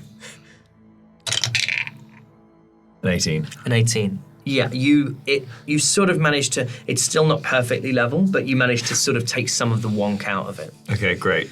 Like, totally disinterested in this diamond I found right now, and I'm like looking at the light going, yeah, and I put it back in, and then I hold it up and I hold it to Dolly. It's nice. It's really nice. It's mine. Oh. Roll perception, Raidion and Endellion, who aren't involved in this diddle. I'm going to use Bardic. Okay. Bardic is not. it's not- Bardic's not a reroll. It's It's a an D8. addition. A Additional D8. to Oh, that perfect. roll. Sorry. I'm never never used it before. I know you Give haven't. us Bardic. Yeah, so that will take it up to a 13. A 13. Okay. Radian. That's how bad it was. 21. 21 from Radian. Really should use those Bardics you give us. That you hear scuttling again. But you hear something different this time. It sounds, you hear the scuttling as well, Endellion, but Radian, you both hear mouths again. But Radian, you can detect it sounds like those mouths are feeding, are eating. Whereas before they were just sort of gnawing and gnashing. Now it sounds like flesh is being consumed from the end of this tunnel. We might want to prepare ourselves. I think we've got more of those mouths and teeth, some weird things coming up. Let me see the diamond again. Guys, did you listen to what I said? We've got some more of those weird mouth things. We didn't do well last time. Yeah, they weren't that scary last time. It's fine. Famous last words, great. Yeah. That's exactly the attitude we need. Instead, you're in a cursed mine pulling cursed jewels off the wall while tiny We have cursed no way to know creatures that they're feed. cursed. Cursed to make us money, maybe. Yes, I like this. Gotta get out of here first. You With the money. can hear this noise coming down from the end of the tunnel. You can't see the source of the noise yet. What are you looking at me for? Lob another wisp at it and see what happens. The tunnel curves. Doesn't feel like a straight line. Great. Sort of starting to echo off the cave walls. Come on then. I's happy to go. Yeah, let's go. Yeah, sword and dagger out. How long does Pass Without Trace last? Oh, we're done. 10 minutes, isn't it? Something like that. It's an hour. It used to be an hour, but I think they might have reduced. No, it's about an hour and a bit, so we're done now. Okay. Okay, roll me a stealth then, whoever is going forward into the dark. That is a 23. A 23. You follow the sounds of... You've left your companions behind, seemingly. You follow the sounds down this tunnel, and you see a mound of these creatures, half a dozen of them, that are swarming over a body that is thrashing and twisting underneath them. Okay. Is there any way of me being able to count? And I mean, I doesn't really do counting, so just You would kind know of, how many. I think you could. I think I you can could. do like You wouldn't be able that to one is write that down one, the that one is symbol. that one. Yeah. Okay, yeah. So you see there are 6. Okay. I makes his way back to the party and goes,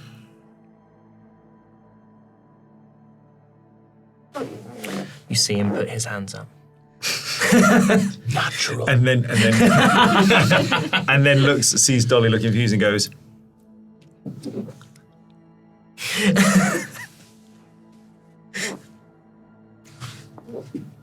great, and then pulls out the crossbow. Okay. So you all want to make your way down to the. So I'm going to say let's do another series of stealth checks. You can roll with advantage. These are rocks you've already passed over. 28. 28 from 19. 19 from Endellion. 12. 12 from Raidion. 12. 12 from Dolly. Don't normally have advantage on I know. stealth like this. I'm They've living. got low. Dolly go low. Perception. Do you remember my No, it's high? not. That's not perception. That's They have that's a dex, passive which- perception of 8. But that's what I mean for them. They've got low perception, yeah. So you make it to the mouth of this cave, and you see what I has seen before: this body thrashing underneath this mound of things that are on top. How far apart are they? They are all within. They are all on about 5 and within feet? the body. Yeah. Please. Great. I'm going for it. Yeah, go on. Yeah, you are. I'm gonna cast a level 3 spell. I'm gonna cast lightning bolt. Ooh. And lightning bolt is down the a stroke hatches, of kids. lightning forming a 100-foot long, 5-foot wide line that blasts out in the direction that I choose. Each creature in the line makes a dex saving throw, taking 8d6 lightning damage on a failed save, or half as much on a successful one. So that's every single one in that 5-foot You're range. basically going to attempt to eviscerate everything that's like everything Every that's single one in one Cool. go. So I need the 3 of you to make me 2 dexterity saving throws each, adding a +1 each time. This is for you. This is for the monsters. You're not rolling. Oh, for right. you. Okay. Oh, okay. Oh, no. Okay. Was it 6? A 6? 6. 14 and a Sixes. 10. A 6, a 6, a 14, and a 10. What's your spell save DC? My spell save is 15. 17 and a nat 20. 17 and a nat Why'd you do 20. that? So What is wrong with They 4 take half fail, as much. 4 fail, 2 succeed. Roll the damage.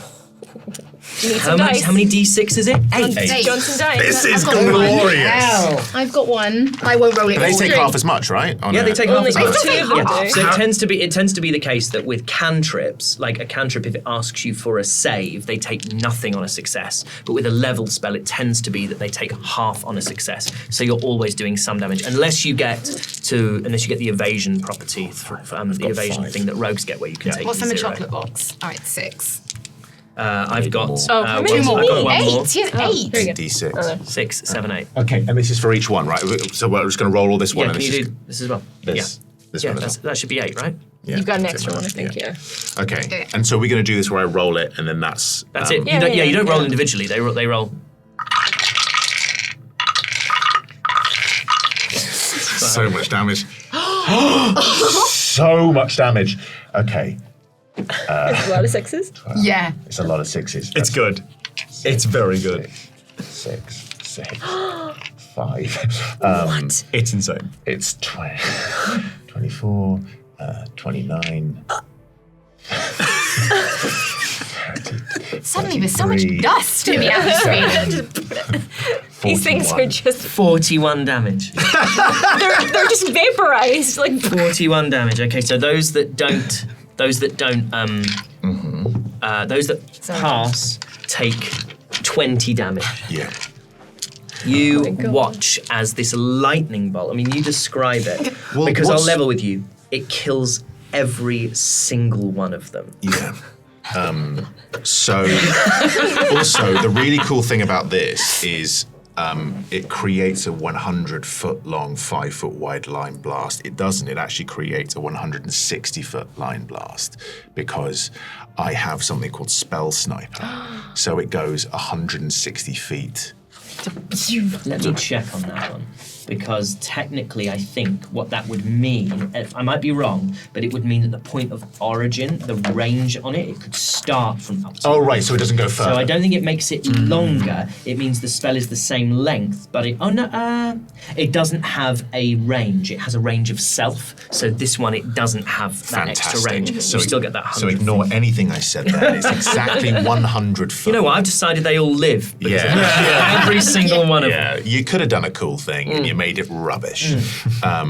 So I do exactly what I did earlier, except instead of spreading it this way, I spread my arms sideways like that, and then I push almost like with my hands, and this lightning comes out of both hands in this kind of like singular beam. he's a Sith Lord. Well, we all saw that And one it's- coming. Yeah, it's the least surprising character reveal of all time. Yeah, and this blast just comes out, and you just see lightning just shredding these things. These things just kind of get torn apart. Their flesh is like blown the everywhere. goo again. Teeth are flying in all different directions. It's quite disgusting. One tooth moves its way towards Endellion and just hits her on the. Hits her on the arm. You realise that Raidion has done that specifically. Yeah. They all get blown apart. It was unnecessary, but it was fun. In a bedroom far away in Barun, Kelnys in his sleep mutters, "Rats." That was the coolest thing you've ever done. I stands there blinking, going, What happens? The body on the floor turns towards you. And as it turns, its eyes meet yours, and you see it's a human. Chunks of flesh ripped from it all over its body. And it looks up at you, opens its mouth, and its mouth is rows and rows of circular teeth. I think you need a doctor. Everybody roll initiative. Anyone roll higher than a 20? Anyone roll higher than a 15? I got a 15. I got a 15 as well. Higher dex from you, so we'll go I, then we'll go Endellion, higher than a 10. I got a 10. You got a 10. And then we'll go Raidion last. So that is your turn. This thing is 30 feet from you. It's currently prone. I will use my bonus action for steady aim. Yep. Yep. So, okay. Let me just check something about the prone condition, see if it is the same, because it used to be the case that certain attacks, ranged attacks, did not have advantage on a prone creature. So I'm just going to check whether or not that is still the same in 2024. You can find it on page 372 of your player's handbook. Prone. An attack roll within you has advantage, and if the attacker was in 5 feet of you, otherwise that attack roll has disadvantage.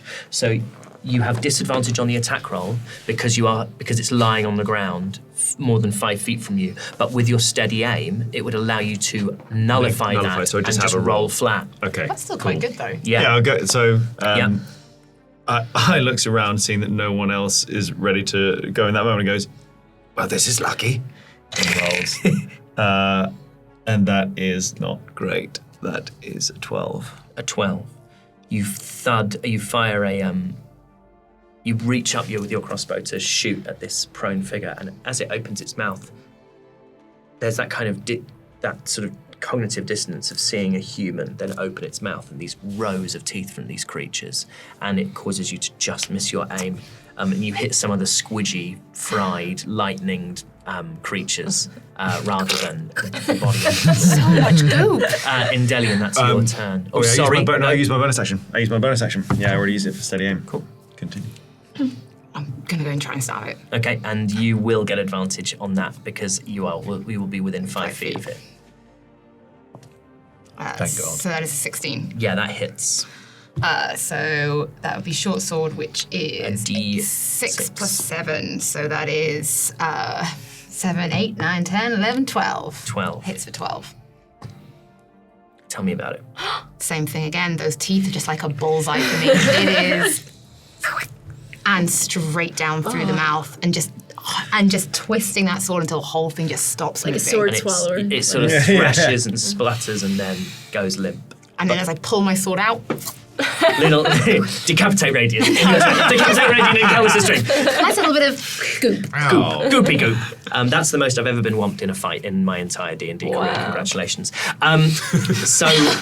Yeah, again, you're in silence, and you see that this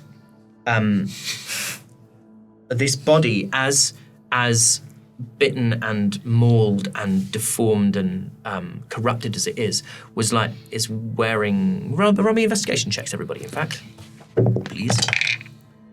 I rolled a 2. He's wearing nothing. He's wearing not a stitch. His body hasn't rendered. I 10. 10. 6. 6. I'm actually going to use Tactical Mind on this because I Cool. really have messed Yeah. up. Do So it. Tactical Mind is basically when I fail an ability check, I can use one of my 3 second wins that I now have. Yeah. Whoa. Yeah, to you get roll more second wins now. Yeah, roll a 1d10, and I can add that to the check. This is one of the things I love. Oh, and if it doesn't If it doesn't succeed, do what it do, then doesn't I matter. don't use second win. The Oh, three, that's good. there are That's 3 really amazing good. things about this. One, it helps the fight to be really useful out of combat. And Yeah. often you've said in sessions like, oh, I feel like I can't do anything if I'm not hitting anything. 2, you get to make the decision after you find out whether or not you failed, which I think, off the top of my head, is the only thing that allows you to do that. Everything else is like, after the die has been rolled, but before you know the outcome. result. Which, like- and then it just, you don't use it if And it I just don't didn't use it. work. So that will, I believe that gives me like a 13 now. 13. You see that it is dressed like a miner. A pickaxe, a pack slung across its waist that's been sort of semi-bitten, but looks to be all pretty much intact. Well, look at it. Okay. What's in the pack? So you open up its pack and you see, roll me a d4. What's in the bag? What's in the pack? What's in the pack? 3. You find 3 pieces of onyx, which are worth 50 gold pieces each, and you find a diary, which seems to have borne the brunt of the attack and that part of the body. Like gonna bits give you of a it have been die. kind of bitten out and pages have been torn, but you see, Go on. you can like make out a few kind of snatches of what was written. And on one page it says, "The cradle is a chance for us at least. Tobias needs healing, and healing such as that does not come cheap." Then you scroll through to another page. "I hear it sometimes. The others say they hear it always." Scrolling through, and on the last page that you can make anything legible, it calls out to me in the dark. It needs me. I can help. Perhaps it can help me too. Whatever is down here is clearly feeding off people's desires, whatever's driving them, whatever is scaring them. So I don't know what whispers you're all hearing, but they're going to know what to tap into. And as you say that, you hear again the weeping in your heads. Everyone roll wisdom saves, please. Raidion. 15. Endellion. 16. 15 as well. An 11. An 11. Should want to get it again. You hear this kind of musical, strange, amorphous crying in your heads. I, Endellion, and Raidion. Dolly, it's Kel, and Kelnys is crying out like he's in pain. And you hear him crying out saying, "I need you. I need you." We need to go this way. We need to go this way right now. What did you hear? It's Kel. It's not. It's Kel. Where is he? Where is he? Do you see him? Do you remember where we left him? Why would Kel be in the bottom of a mine? Well, why isn't he with us right now? Don't ask questions like that. It doesn't matter. Yes, it does. None of us can hear Kel. Well, I can't. Look, if you don't think, like, where is he? Answer me that. I don't know. I just don't You don't know why- where he is. This I can mine is hear playing him. tricks on you. Where is Cal? Why does it matter? What do you mean, why does it matter? He's our friend. We're here to do a job. We do the job. We'll see Cal afterwards. No, I think we should go this way. Where else are we gonna go? You wanna go back the way we came? Is there anything else? Can I just try focusing on that crying that I'm hearing? You can essentially choose to voluntarily fail a save. I'll allow you to do that. Okay. Okay. The crying goes from this sort of lyrical, musical sobbing, and it warps and shifts, and it goes through pitches, and you hear different voices come to the fore. You hear voices of people voices you've heard in marketplaces that you can't quite bring to mind the owner of them. You hear voices you've never heard before, languages you've never heard before, and then you hear Kel's voice. And you hear him sobbing and crying out, and you hear him say, "All my spoons, all my spoons." And you can sense, you have this directional sense of where it's coming from, leading through this chamber into a corridor beyond, into a tunnel beyond. I just really think we need to go this way. The way that Dolly is pointing is the way that you sense it. Yeah. It's Kel. I can hear Kel's voice. Right? It's in there, but Dolly, it can't be right. Why can't it be? He's not here with us. We don't know exactly where he is now. I can't remember where we left him. Neither can I, but we know this place it's playing tricks on people. That's what it's doing to people. It's feeding off their fears. Roll me a wisdom save with disadvantage, Endellion. It's an 8. Where did you leave him? You've never, in all the time you've been together, you've never separated.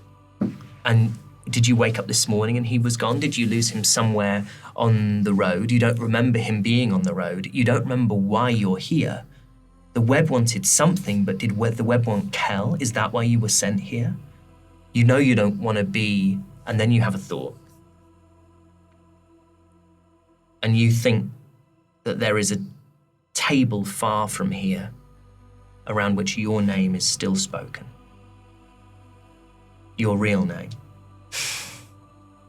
And every time it is, wounds are reopened that are never going to heal. And that's what you've done to those people at that table. That's what you've done to those that loved you. By choosing to be alone, you made all of them alone. You made a family of strangers. And the distance between them grows every night because of what you've done. It is so spiraling out of control for Endellion. It's the most uncomfortable I think I've ever been. Because I don't have answers for anything now. Like, I'm just questioning everything that's coming out of my mouth.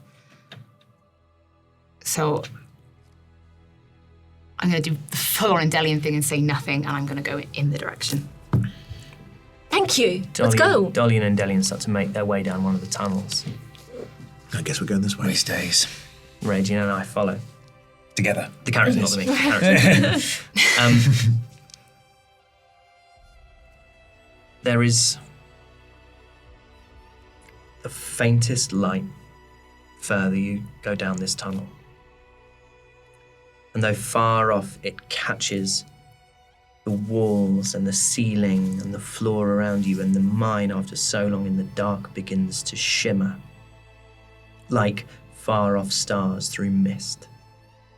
Pinpricks of colour and light are appearing all around you as you walk deeper, and against the black of the stone you can start to make out the edge of gems, great sizes and striations of gold and mithril on the surface of the rock. And the brightness grows as the voice of Kel in your heads, Dolly and Endellion, grows louder. And it leads you deeper, and as it leads you deeper, the sobbing that you hear, that strange, moving sobbing, I and Raidion, you hear it grow louder echoing off the rock around you, and the tunnel continues and makes this sudden sharp turn. And then it arrives into a space which is split hard between dark and light. Everybody roll perception checks. 14. 14. Not 20. Nat 20. 4. 4. 23. 23.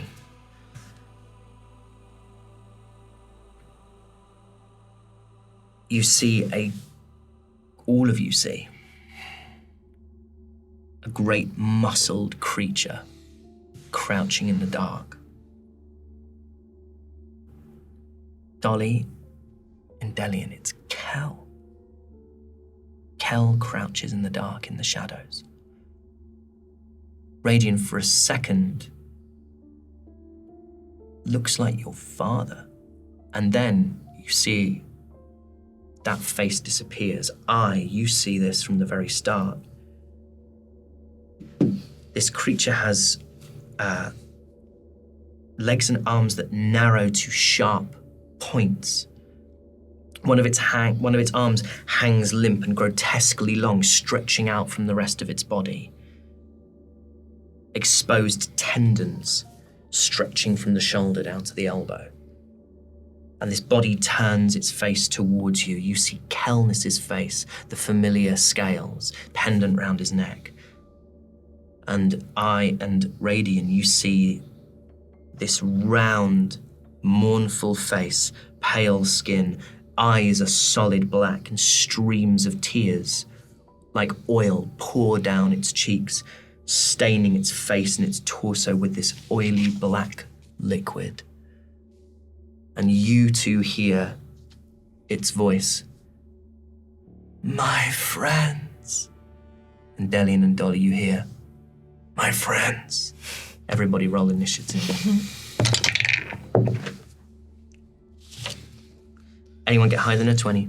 I got a nat 20. I got a nat 20. Oh! Who has the higher dexterity modifier? You do. Probably not me. I've only got a +2. I've got a +2. Okay, roll off. Roll again. 13. 10. 10, so we'll go Endellion first, and then we'll go Raidion the Thorn Bear.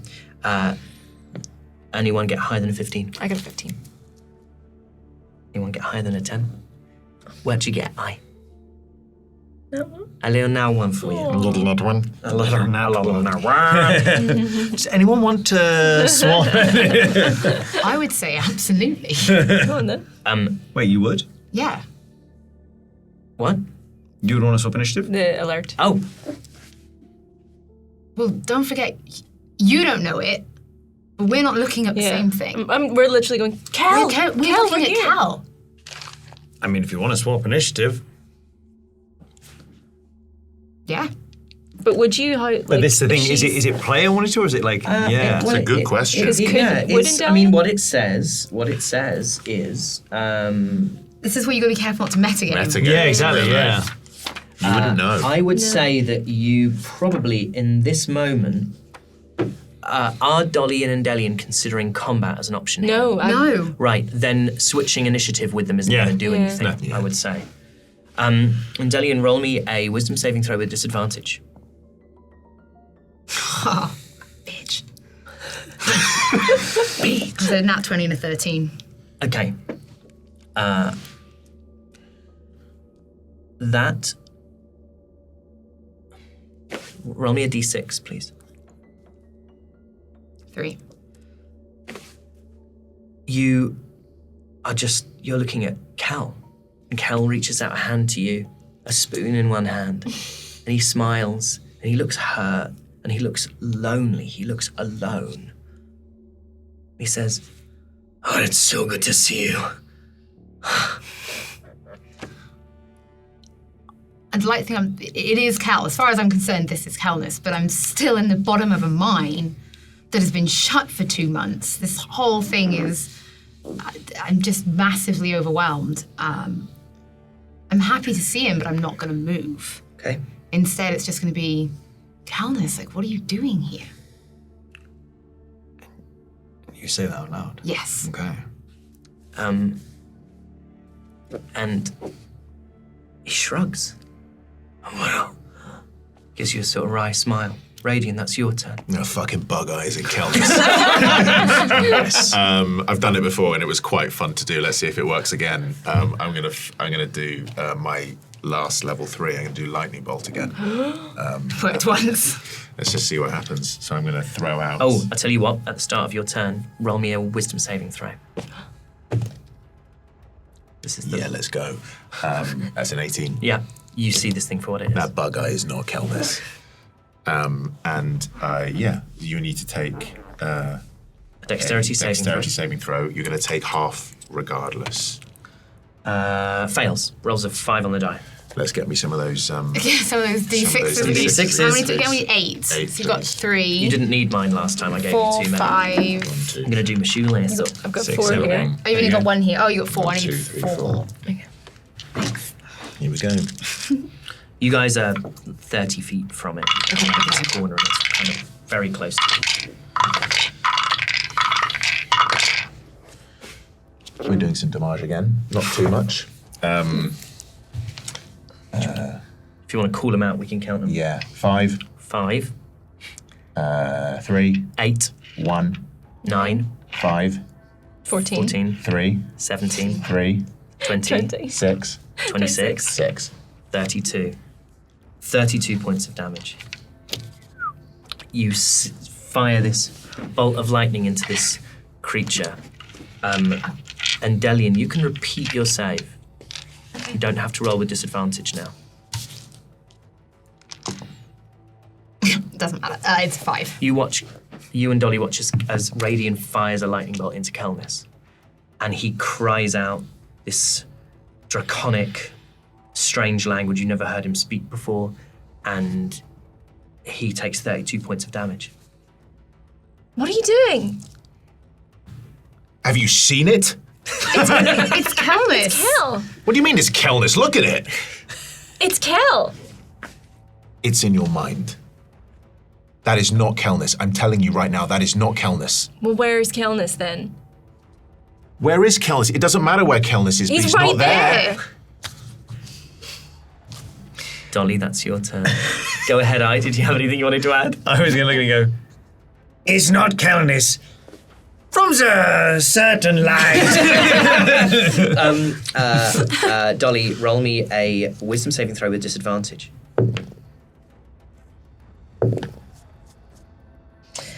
An 11. Okay. Yeah, Roll don't me- leave me alone in this. Roll me a d6. 5. 5. Again, you find yourself just as Endellion was staring at Kelnys, who's like now, God, rats, why did... like trying to kind of brush himself love off. when the but you actor can Doug Cockle's see, in the room. you can see there's always Doug Cockle's always here. You can see him like struggling to cope with the pain. The hell are you doing? I'm going to walk towards him and cast Healing Word, because I Great. think that's what you would do. Great. Yeah. So cast Healing Word. So I'm going to cast that at first level. So that is 1d4 plus 4. So that'd be 6. 6. Regains 6 HP. And he looks at you and says, "Oh, thank you." We need to get out of here. We need to get him out of here.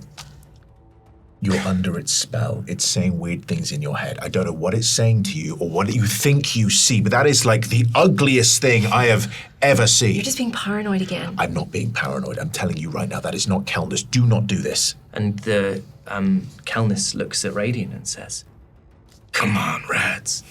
She understands." And he thrusts his arm out towards you. And the rest of you watch. Oh. Don't say that. As this arm extends out. You watch Kelnys' arm. You watch Kelnys' arm grow unnaturally long. And his arm goes into you, pierces into the center of you. And pulls you back into his body. You take...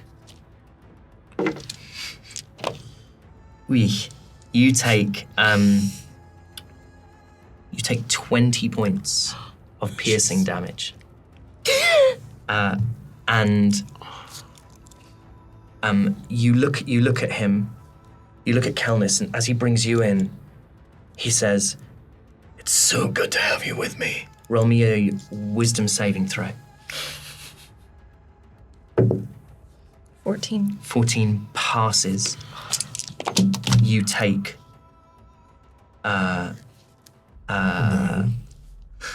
you take 9 points of psychic damage. You're down. You watch as Endellion, roll me a wisdom saving throw with advantage. 14. You watch Kelnys reach his arm out, stab into Dolly, pull her back, and the image changes.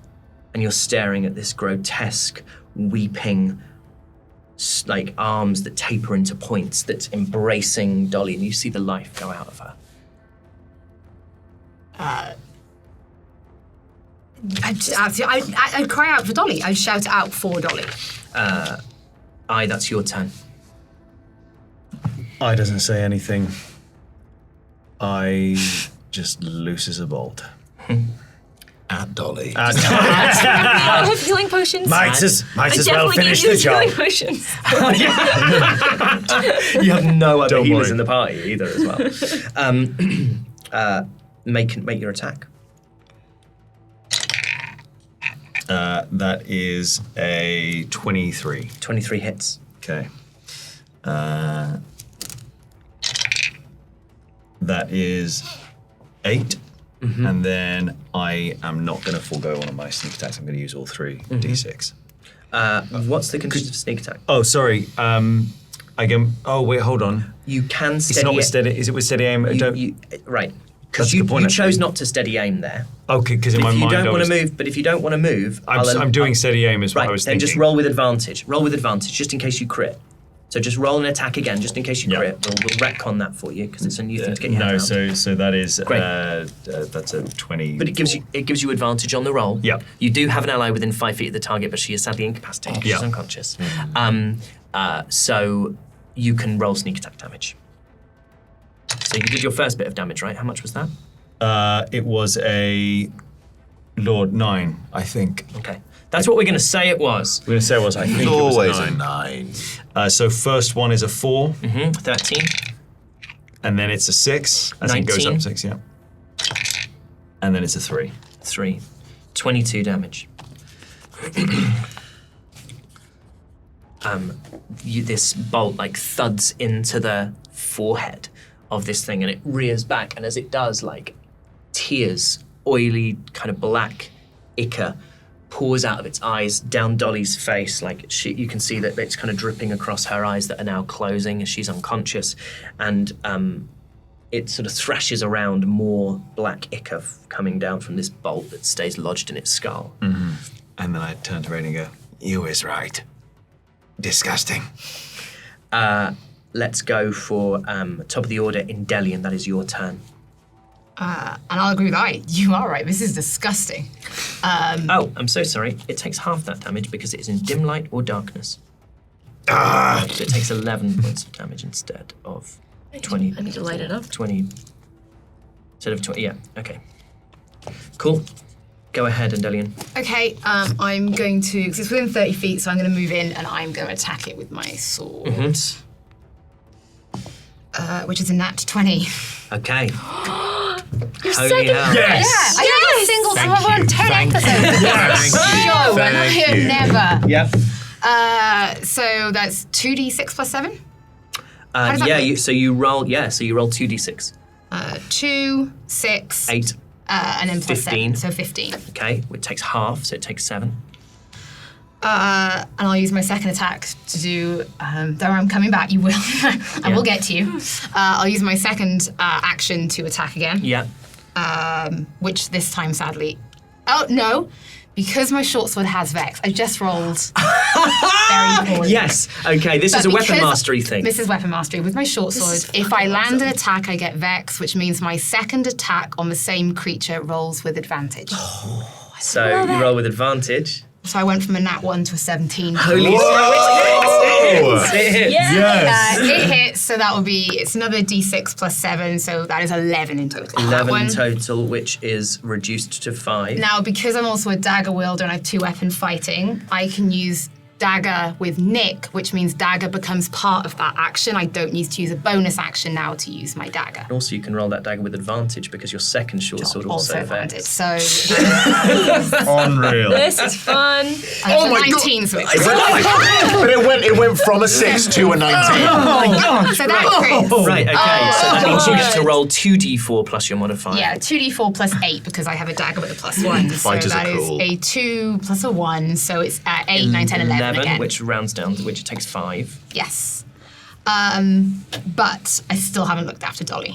So I'll action search, Okay, which gives me 2 actions. yeah. It So- gives you 2 attacks. Yes. So, So your action could be to give her a potion, Yeah. or to try and free her from the grapple. and Cool. that's what I want to do. You want to try and free her I from want the to grapple. try and free her. Okay, so there is a grapple to escape, and I'm going to say that this is essentially, if you can beat this DC, you will manage to like pull her free of this creature. So make me an athletics check. Okay, now I roll these with initiative. I roll these with advantage because I am a remarkable athlete. Champion level 3. Yes. Come on. Which Come on. that's I need. Oh, it's not. That's not good. I Okay. have definite. So that I will have with my athletics on top Yeah, of it. yeah. So that does make it a 12.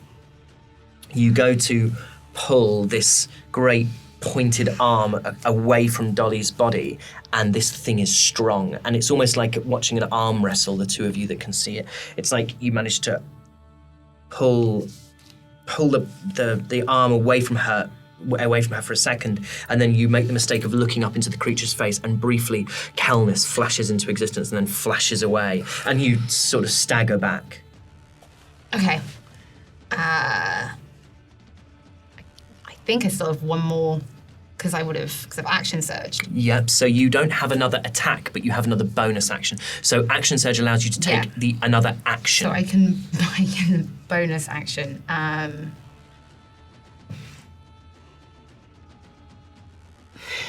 Fart in its face. I can't.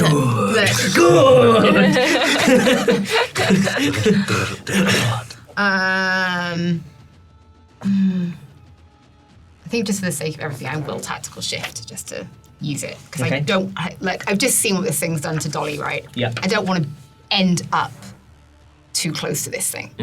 So tactical shift allows me to use second wind with a bonus action and move half the movement speed without provoking opportunity attack. Okay, So I shouldn't so get you move 15 feet feet. away. So you were within 5 feet, so I'll say you're now 20 feet away from this creature. That is Raidion of the Thornbear's turn. We want to get Dolly up.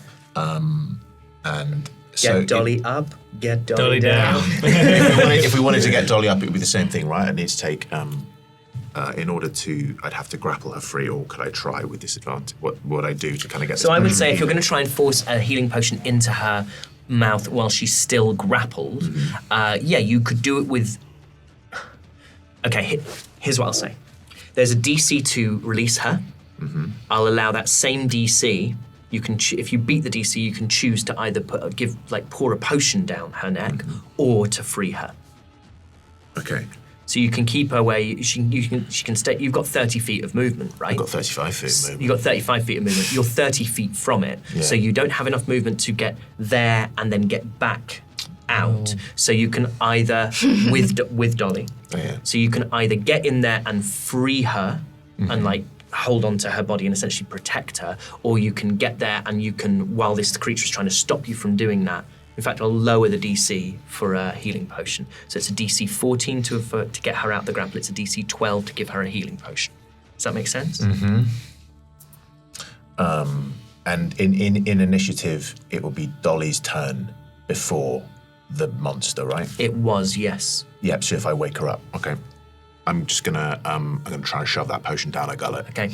So roll me eloquent. an acrobatics or actually I did say athletics with Endellion, but it could have been acrobatics. So you can go acrobatics or athletics for grapple. Thank you so much. I appreciate that. I believe. It's a nat 20. Well, whatever it was. Holy hell. Holy sweet Goodington goodness. I will say with a nat 20, you do this so effectively that rather than roll for the healing, you just take the maximum healing from that potion of healing. What is it? What's potion of healing again? It's 2d4 plus 4. I believe. So you don't need to roll for it. Oh yeah, you just take it. You just So get you it. take 12, you get 12 HP back. 12, 2d4, yeah, okay. Maths, yay! Yeah! Guys, I don't think this is Cal! Yeah, don't worry, Dolly, we have figured that out. And then also to get out of its way, I'm going to bonus action. I'm going to Misty Step out of its way. You should wake up and leave her there. I'm just still grappled. Sorry! Love you. Sorry! Yeah, great. That is Dolly's turn. You are grappled. Yeah, well, Tackled and grappled. I think I want to get out of the grapple, but I'm not very strong. Okay. I'm thinking of doing a thing. If I cast mirror image, can I do that while grappled? And would that give me any benefit to? Let me look up mirror image. Does it have, what kind of components does it have? Oh yeah, good point. Because if your arms are pinned to your side, I'm going to say it's going to be very difficult. Verbal and somatic. So it right, does. somatic. It does. All right, so so it- never mind. Okay. Also worth noting, I hit it with my crossbow last time, which means it has slow. Its movement is reduced by 10. Its movement is reduced. Okay, then I'm going to try something else. She's like panicked. Her eyes start glowing yellow, and she goes. Her voice changes, and she goes, "Drop." She's going to cast command. Sick. Nice. Okay. What does it need to roll? A wisdom it's save wisdom against your save, DC? yeah. It has a +0. I'm going to roll in front of the table. What's your spell save? 15. Come on. That's a 16. It looks down at you, and still with this kind of grotesque face leering down at you, it opens its mouth and says, "Come on, Dolly." Okay, and as a bonus action, I'm going to use a new thing, Mantle of Inspiration. I'm going to expend a use of Bardic Inspiration, and I'm going to roll a d8. And that's a 6. So now I'm going to look around at everyone else and be like, yeah, I really don't think this is Kel. I think we need to kill this thing, but I'm going to need your help to do that. And I'm casting temporary hit points equal to 12 on everyone. So everyone gets 12 above their maximum HP if you're already at full health. If They can not- also use reactions to move up to their speed without provoking an opportunity attack, but I don't think anyone needs that right now. Sorry, say that last bit again? You can use a reaction to move up to your full speed, which for you is what, 30 or whatever? You can't do it anyway. you can't do stay it. at Do you 8 get the this extra 12 as well? No. That's annoying. I'm on 50. Otherwise, I've got that'd be way 53. over. 53. Give some It's to lovely. Dolly. This is kind of cool feeling like. This is what Doug must feel like. Like all the time. I realise as well, I got it wrong on my turn. I got a critical with my dagger, didn't I? Yep. I didn't need to use second wind for tactical shift. Because I'm when a you remarkable crit, athlete. Every time I crit, I can move up to half my movement speed without provoking opportunity attack. well, in that case, I'll say you got 35 feet back because you were able to do both. Yeah. Because you were able to move once using your second wind and once using your remarkable athlete, so you're 35 feet Yes. away. Yeah. Learning's fun, everyone. Remarkable athlete has two things. Nevertheless, everybody, the range on this is bigger than any of your movement Yeah, speeds. I can And he looks at imagine. you, Endellion, and he rolls a 22 to hit. Yep, which and he does. you see his other arm go out, slam itself into. In fact, he has advantage when. Oh no, he doesn't right now. He has disadvantage. That was a 22 again. Okay, Two yes, you do. 15s. He reaches out. It didn't roll as well on the damage this time. That is 13 piercing damage. Slams into your chest, and he drags it back. You feel yourself like being pulled into his body. You're pulled in next to Dolly. Dolly, can you make a wisdom saving throw? Come on. It's a 4. You take 6 points of psychic damage, and then you are now both grappled, so now make another wisdom saving throw, Dolly, and one for Endellion as you're both pulled in towards it. I'm going to use Tactical Mind. Which I can do because it's an ability check, right? This is a saving throw, not an ability check. Never mind. What did you get? 9. That one. That one. 20 points of psychic damage to you both. Down again. Dolly drops. As you are pulled into Dolly, pulled into the body of this creature alongside Dolly, you see like the light goes from Dolly's eyes and she slumps forward. That is Raidion's. That is Ai's turn. You've got to do something, I. Yep. You got to do. Anything, mate. You just got it. I'm going to. It's a potentially risky one. It could be a waste of a turn. I would like to cast Tasha's Hideous Laughter. A creature of your choice that you can see within range perceives everything as hilariously funny and falls into fits of laughter if this spell affects it. Target must succeed on a wisdom saving throw or fall prone, becoming +0 to wisdom. It's got a +0 to become wisdom. incapacitated and unable to stand for the duration, and it needs to beat a. I got a 13. Okay, let me just check incapacitated because I think in theory incapacitated It would drop. would That's drop. yeah. It would drop. This Like is one. incapacitated. It's potentially good, but it's potentially a waste of a turn. No, it's not. No. This is. You can't take any Big action, place. bonus action, or reaction. Your concentration is broken. You can't speak. And if you're incapacitated when you roll initiative, you have disadvantage on the roll. It would drop. I'm going to rule within that it would essentially. Okay, 13.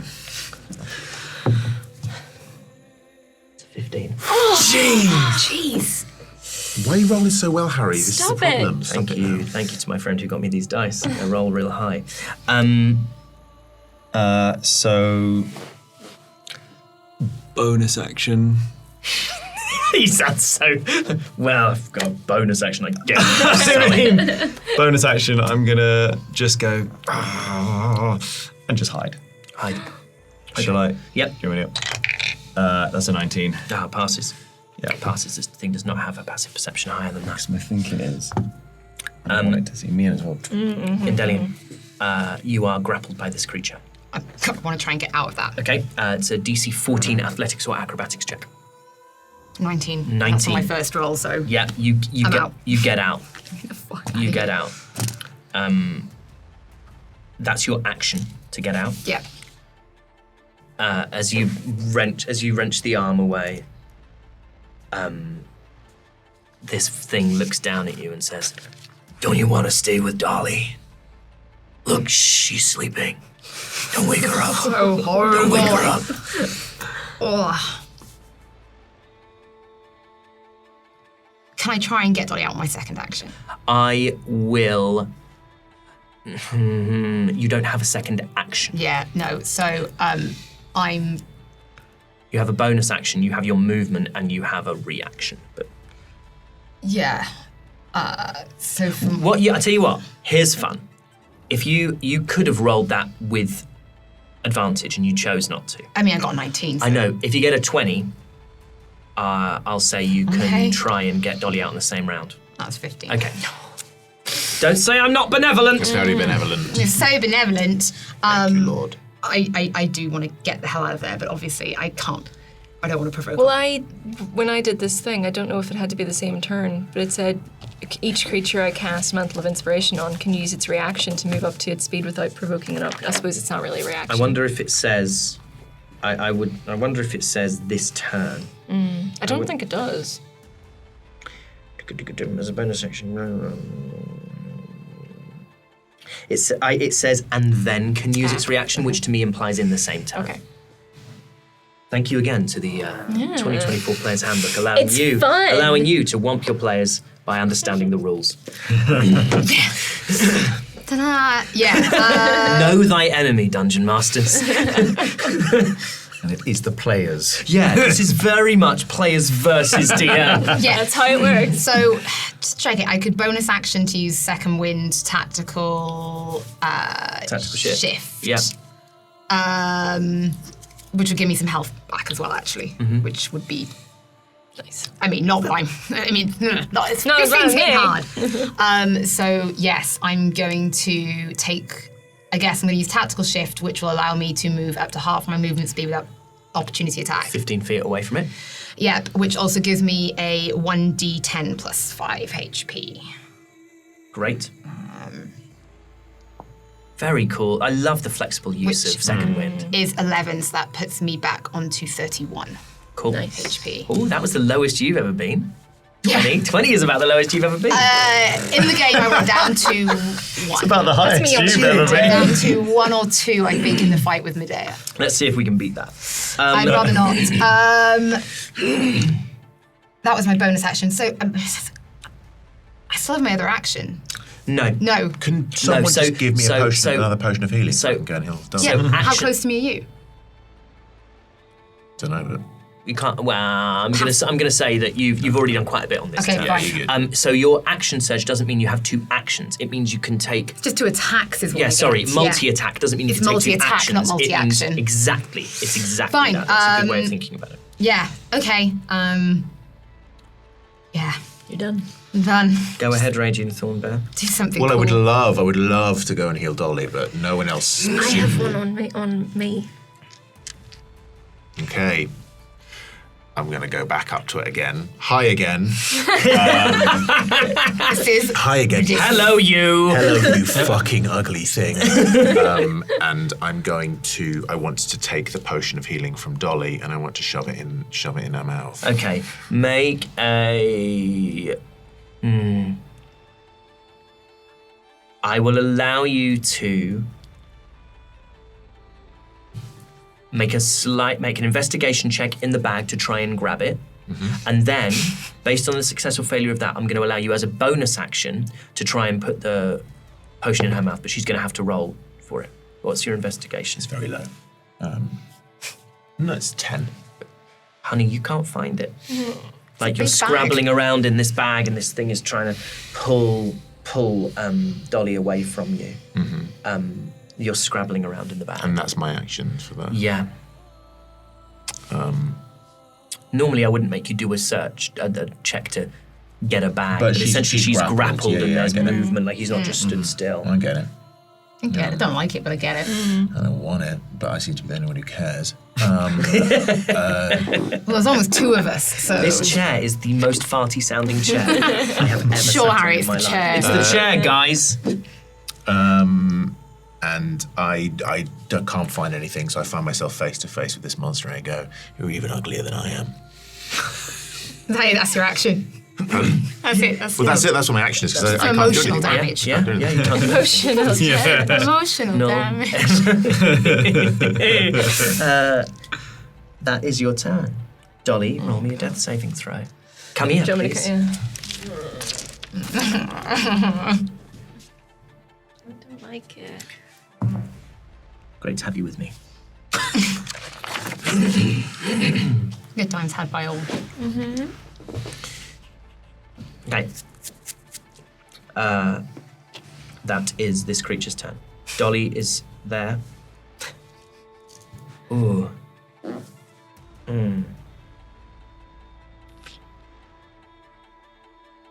I need to check something. Again, Dungeons and Dragons. At the start of each of the monster's turns, each creature within 5 feet of it must succeed on a DC 14 wisdom saving throw. I'm not conscious. You're a creature, it doesn't say each conscious creature. And you're also not the only one in 5 feet of it. Yeah, absolutely. Maybe I'm being a bit harsh. No, this is good. He wants to kill us. Yeah, you did say Yeah, that. he said several before, times. we must This is a outside. dream, so it's not canonical. Yeah. You So- automatically fail strength and dexterity cool stuff, saving though. throws. You're unaware of it. No, I'm gonna say that you're you're fine. You're fine. It's going to be conscious creatures. Radiant Thornbear. Yep. DC 14 wisdom saving throw, please. Natural 20. Natural 20. I said you were ugly. So you take half. And the gods have rewarded you because it rolled a 1 and a 5, so you only take half. You take 3 points of psychic damage. Where were these rolls when I fucking needed them? But he does have 2 creatures within 30 feet of him, so he's going to make an attack on you with advantage. He rolls a 2 on the first. He rolls a 15, which becomes a 22 on the second. And his arm extends into your chest. Oh, I rolled a d10, which I shouldn't have done. That is 11 piercing damage, and you are dragged into him, Raidion. Make a wisdom saving throw, please. A 13. That fails, and you take a further 12 psychic damage. I'm good because I got all that lovely bonus stuff from Dolly. So. Beautiful. She's a beautiful dead person. Yeah, that's right. You're welcome.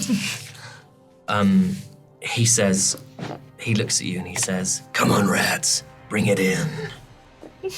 That is I's turn. I am going to use my other second spell slot for Tasha's Hideous Laugh. Tasha's Hideous Yeah, let's Laughter. go. Fucking go. Yeah. What does it need? It's plus 13. 0 to wisdom. It's rolled a 15 and a 16 so far. It needs to roll lower than a 13. That's a 7. Yes! Get in there! Come on. So describe what happens, please. So, This as is in the my new. This is the new version, right? Just in case there's a new version. I should go for a check here on yours. So, Tasha's Hideous Laughter. One creature of your choice that you can see within range makes a wisdom saving throw. On a failed save, it has the prone and incapacitated conditions for the duration. During that time, it laughs uncontrollably if it's capable of laughter, and it can't end the prone condition on itself. At the end of each of its turns, and each time it takes damage, it makes another wisdom saving throw. The target has advantage on the save if the save is triggered by damage. On a successful save, the spell ends. Okay, so like I poke my head out from behind the rock, and I go, Hey, you. and then I go, Metaphor. He starts to like, and then he drops the pair of Dolly, who's unconscious, who drops to the floor, takes critical detonation. And I've heard about DMs doing that. I think it's the worst thing. It's compelled. Drops Dolly, drops Raidion, and starts like laughing, falls to the floor, and is going, "We told him it was a letter from fuck."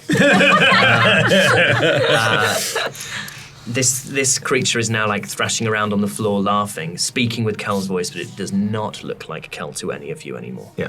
And then for my bonus action, I want to call out to Raidion. I go, You. Raidion. I pull out my potion of healing, and I want to throw it to Raidion. Yeah, go on then. I'll make. Is that permitted? Or are you saying that's an action? It's what I will do. Okay, here's what I'll do. If you want to throw it, he has to catch it or it shatters. Oh, for the love of God. You know what? The stakes here are so high. I love it. So roll me. I mean, wait, hold on. There is that.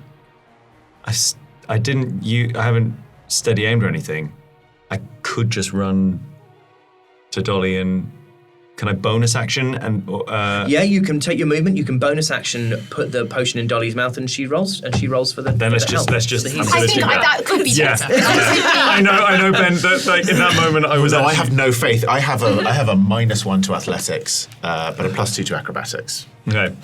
Yeah, I'm gonna use my movement then, and I'm gonna use my bonus action to give Dolly the potion. Roll 2d4 + 4, and you can tell everyone what you got in your death save.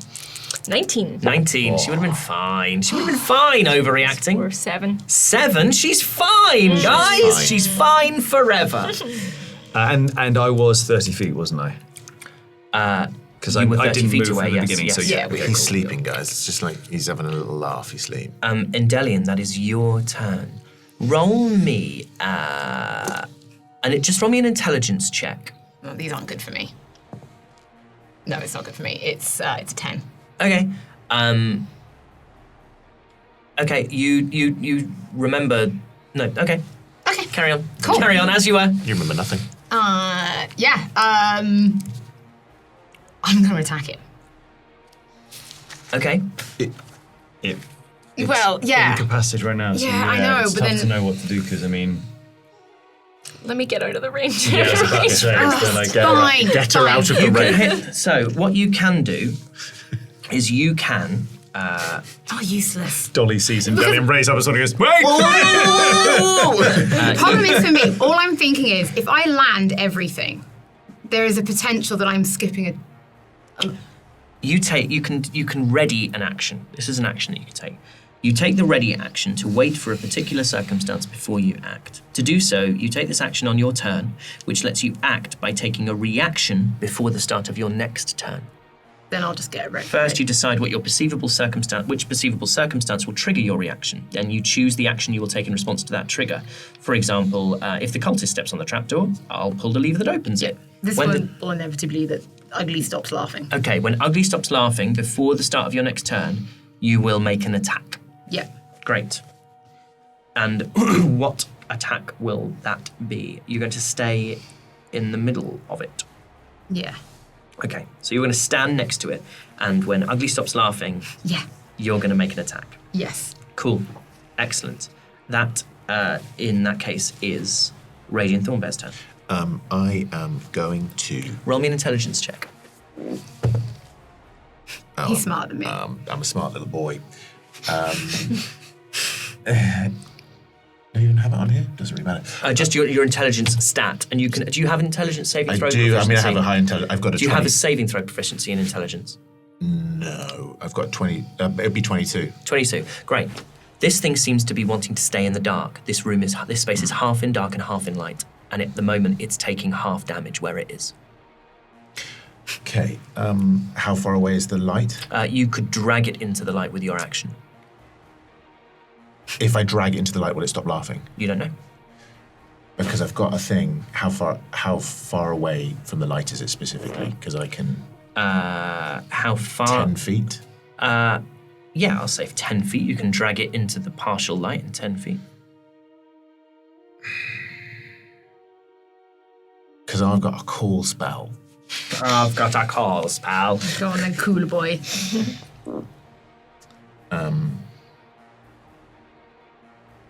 Okay. I was going to cast Long Strider on you so you could get an extra couple of feet away. But I'm going to do a cool thing. Tell me. I'm going to cast Thunder Wave. Okay. Okay, and what Thunder Wave does is I unleash a wave of thunderous energy, each creature in a 15-foot cube originating from you.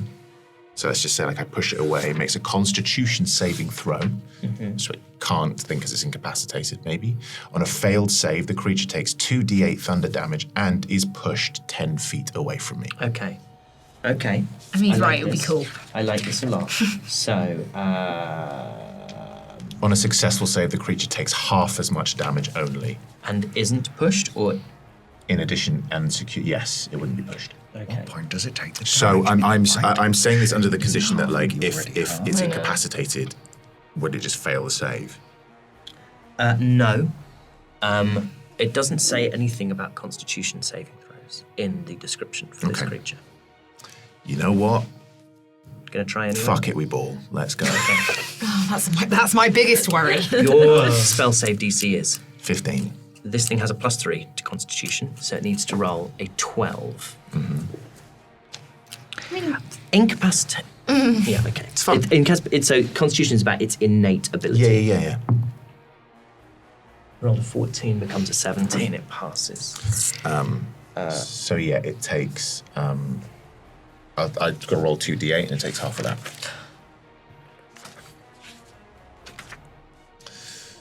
Sorry about that, guys. Try. It takes half of 11. Takes 5 damage. But it takes all of that 5 damage. That damage isn't further halved. And it's going to roll its wisdom save with advantage because it was triggered by damage. It has a +0. It needs to beat a 13. That's a 6. That's a nat 20. But it goes... and Ugly Boy stops laughing. So I'm going to attack. Okay. But that's not... no, that's not... that's not great. That is only a 12. That does not hit. No.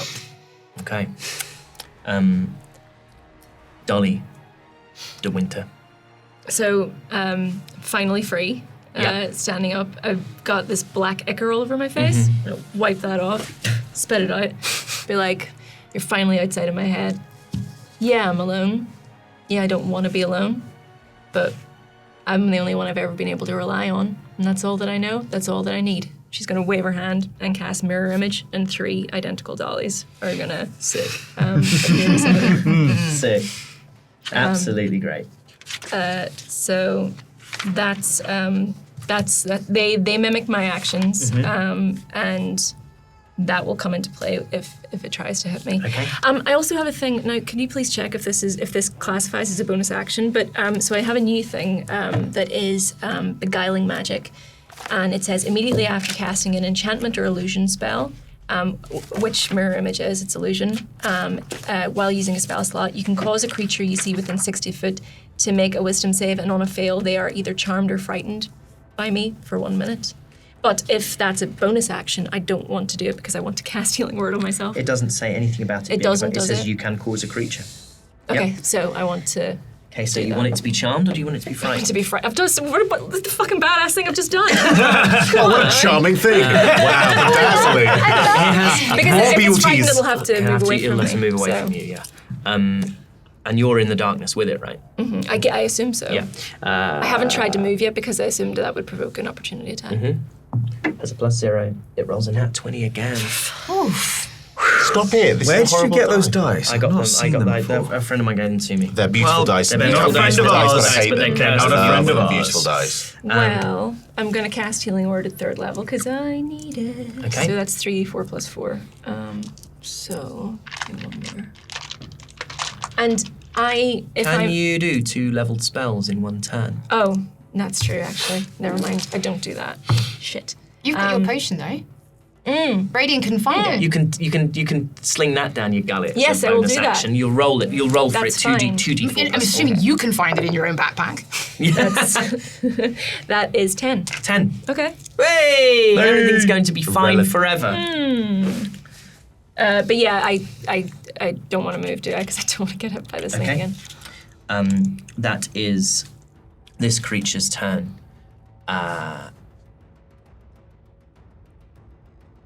It looks at I Thank God. and it says, "Come on, little scale." He rolled a nat 20. What the heck? No, he didn't. He did Swear not. to No, God, no, that's no, my no, no, no. third in a row. And you can show these dice are tiny. Like These the dice numbers are are tiny. The gods are dead. I'm afraid that is. Oh, hello. So, can I have another D8, please? No. Don't give it to him. Don't give it to him. Don't give it to him, Harry. That's a D10, as much as I'd enjoy it. I love You want the that. diamondy one? Thank you. All right. Okay. That is. Okay.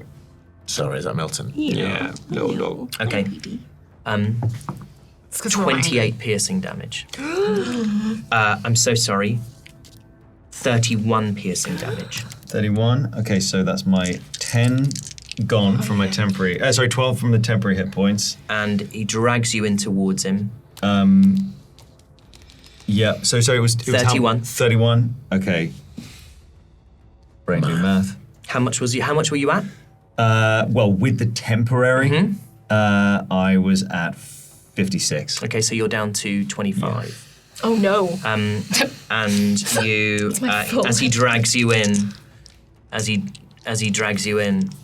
he says, he looks at you and says, "Sorry, they don't have those fancy chairs you like." Roll me a wisdom saving throw. Like, Doug's gonna love this. That's an 18. That passes. So he rolled really well on the damage. I look at him and I go, It's a high chair. You take 8 points of psychic damage. And okay. you are grappled. You didn't move away from him, did you? I did not. So you roll me a wisdom saving throw. That's 17. Passes. Thank fuck. Passes. You don't take anything. Thank on God. On the wow, holy my hell. God. Okay. I like to make things difficult. I'm technically near him as well, aren't I? Mm-hmm. Do I have to take a wisdom saving throw? Yep. Why? Because that's the rules. That's isn't it? them's the rules. That's the drama. That's the Them's drama. the rules. That's the drama, baby. Was it wisdom saving? Yeah. It's 19. You can fuck off. Okay, you don't take anything. Cool. Try it, you prick. That is this creature's turn. That's your turn. You're grappled. Mm-hmm. You can make an acrobatics or athletics to try and escape. Yep. I am going to attempt to make an acrobatics. It's a 14 to beat. Well, that is a dirty 20. Dirty 20, so you just like you get out of a high chair, as long as you're not strapped in, Yeah. you get out of this grapple. Now, my bonus action. I'm going to disengage. Mm-hmm. So that I don't have to face a potential. So you take your movement and you don't. Yeah. So you get 30 feet away. Get back 30 feet to where I was. Mm-hmm. And the whole way I'm going to go, I said metaphors. Metaphor. That is Endellion's turn. Oh, I'm just going to hit it. You were within 5 feet yeah. as well. Roll me a previous 18. Passes. Fuck. Now, okay. I'm sorry, you were rolling nat 20s. We get to roll. No, it's great. Listen, I'm alone. having a great time. Roll whatever you want to do now. What are you going to do? I'm going to attack. So it's 15. That just misses. Just misses. Then I'm going to roll again. Yeah, And it's a 4. that very misses. Very misses. I'm going to roll again for my dagger. That's a 19, That which hits. crits. Oh, that crit! Yes! Yeah, it's an Endellion crit. So you get to roll that d4 twice. 4, Yeah, 3, 7 and that's plus 8. plus 8 is 15. He takes 7 damage. Yep, and He's where he is. And because I'm a remarkable athlete, and I've critted, I can move up to half my movement speed without provoking opportunity attack. So I'm getting out of there, and I'm going to go stand in the light. Okay. And then can I use my potion of healing on my bonus turn? You've done your bonus. Oh yeah, action. because that was my Yeah. I'm afraid. yes. Yeah. Your bonus attack is your. Oh no, it's not. My because dagger is of now- weapon mastery. Yeah, so because you of do Nick, have a bonus action Dagger available. was used as part of my second action, Yeah. so I haven't used my bonus action. So Yeah. I've moved, and now I would like to use my potion to Yeah. top So myself drink up. your your potion as a bonus action. Because this guy is saying, what is 2d4 plus 4. 2d4 plus 4. 4, 2, so it's 10. Great. 10 HP. So that puts me on 41. Raidion Thornbear. Mm-hmm. Tell me. I would like to. I mean, I know we need to move him. We need to move this boy into the light. But I'm not going to do it. So I'm going to move into the light myself. And then You are within 5 feet of him, right? no, screw it. I'm going to stay within 5 feet. And I'm going to cast and this is great, because I am a spell sniper. Yes! So it always used to be the case that making a spell save, a spell attack from within 5 feet gave you disadvantage on the roll. Yes, but I took a feat at level 4, which was Spell Sniper, which is why I can add 60 feet of range to any ranged spell that's at least 10 feet, and casting in melee, being within 5 feet of an enemy doesn't impose disadvantage on my attack rolls with spells. What a So boy. I'm right up in this Beautiful. guy's So what grill, we're doing. and I would like to cast... naughty. I'm going to cast. Well, there's 2 things I can do, and because I've done chromatic orb before already, let's do something else. Which is now in the beautiful thing in the player's handbook, we have Mind Spike available, and you don't have to get it in. And they brought Mind Spike and they Into brought the Toll core- the Dead into the core into player's the core handbook. player's handbook. 2 of my favourite spells, which I took for Raidion anyway. Yes. And Mind Spike is available. Mind Spike and is a great I spell. love Mind Spike. It's a beautiful thing. And considering this guy's been trying to get inside my head, I want to try and get inside his. I just don't think you want to be in there. I just don't think it'd be a good place to be. He must take, so instead of it being an attack roll on this one, which I probably should have done instead with Chromatic Orb, he needs to take a wisdom saving throw. I've been rolling badly, so I wouldn't worry. Yeah, sure, he'll be Yeah, absolutely so Wisdom far. saving throw, plus Yeah. 0 to the roll. That's a 3. Yes. And I'm going to cast it at level... Oh, I can only cast it at level 2. Yes. So he takes, 3d8 psychic damage, and just because I think it's a cool thing, we don't Yes. need to know this, I will always know the target's location until the spell ends, but only while the 2 of you are on the same plane of existence. So, I mean, if we can see him, I'm going to know where he is. Well, given that we're all in Kelnys' dream, So What yeah, a plane of I'm gonna go- existence to be on. It's an 8. I'm going to go 3 of 3d8. those. Do you want another? Yeah, I'd love it. I'd love a sweet other one. Yeah. You've normally got a second set, haven't you? Yeah, I do, but Just for not some reason today. I just don't have it. Not today, Satan. Yeah.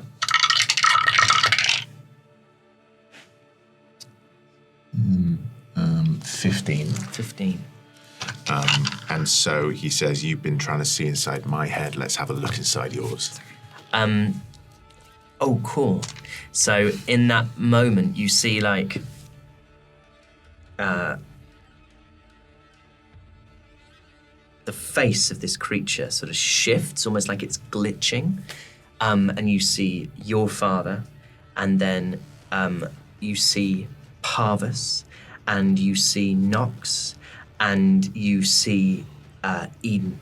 And you see all these faces like shifting in and out, and then you see faces you don't recognize, unfamiliar tieflings and dwarves and orcs and elves, and these faces shifting and shifting and shifting. And when finally the face returns to the true visage of this creature, it puts its hands up over its eyes, and all this black ichor is like pouring through. It's pouring over, like, it doesn't have hands, it has spikes. It's pouring like round the spikes and like dripping down its arms.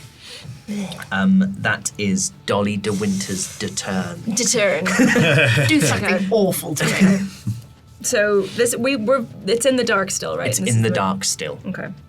And I'm how far away from it? I'm still. You are within. I mean, essentially, you dropped it. It dropped you. Like right now, Raidion and Dolly are just stood next to it. Yeah. Eyes gone back, and Endellion went into the. Eyes gone into the light, and Endellion's gone into the light, or did you just go back to where you were? Okay. Yeah.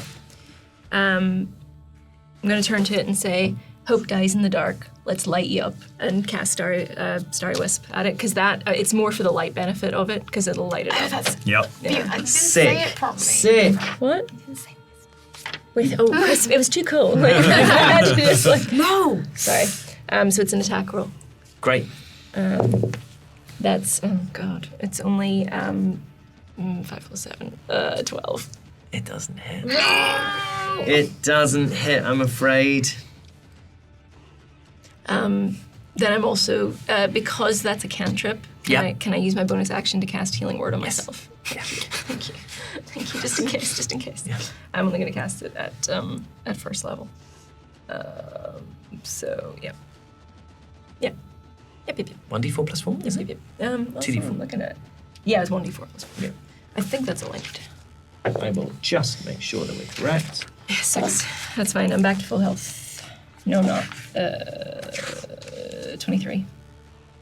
Healing Almost Word is 2d4 plus your spellcasting ability modifier. That is this creature's turn. Wisdom saves from Dolly and from Raidion, who puts both fists up. and it doesn't. I'm gonna get hit for something. Mm-hmm. Got a 7. 16. You pass, so Raidion, you take 9 points of psychic damage.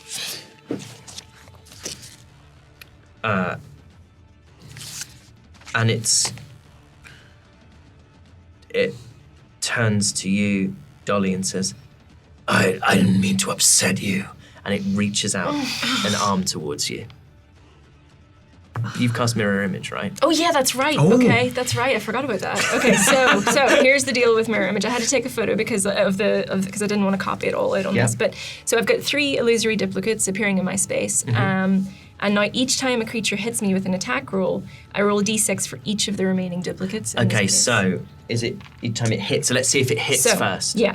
And it has advantage on the roll Okay. because it's got 2 creatures within 5 feet of it. It rolled a 2 first time round. It rolled a 12, which becomes a 19. Okay, so that does hit. Mm-hmm. However, if any of the d6s that I just rolled rolls a 3 or higher, one of the duplicates is hit instead of me, and the duplicate is destroyed. And they otherwise ignore. So I've rolled a 5 and a 4. So it. So amazing. So one of your duplicates is gone. So then, wow. So he into Dolly, and this kind of version of Dolly just shimmers out of existence. And this, nice try, asshole. like the Kelnys voice disappears, and instead there's like this, like this roar of frustration, this shriek of frustration. From Sounds this more like a creature. Doug Cockle than it does. Yeah, and Doug Cockle's voice comes in and goes, Oh no! Gosh! Oh gee, Willikers!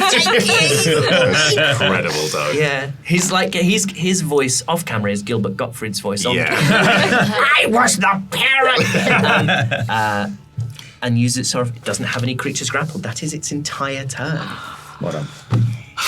The Yes. character, not the me. In the light is there anything that I can hide behind, or is it very much like there's somewhere I can hide It's the behind? same.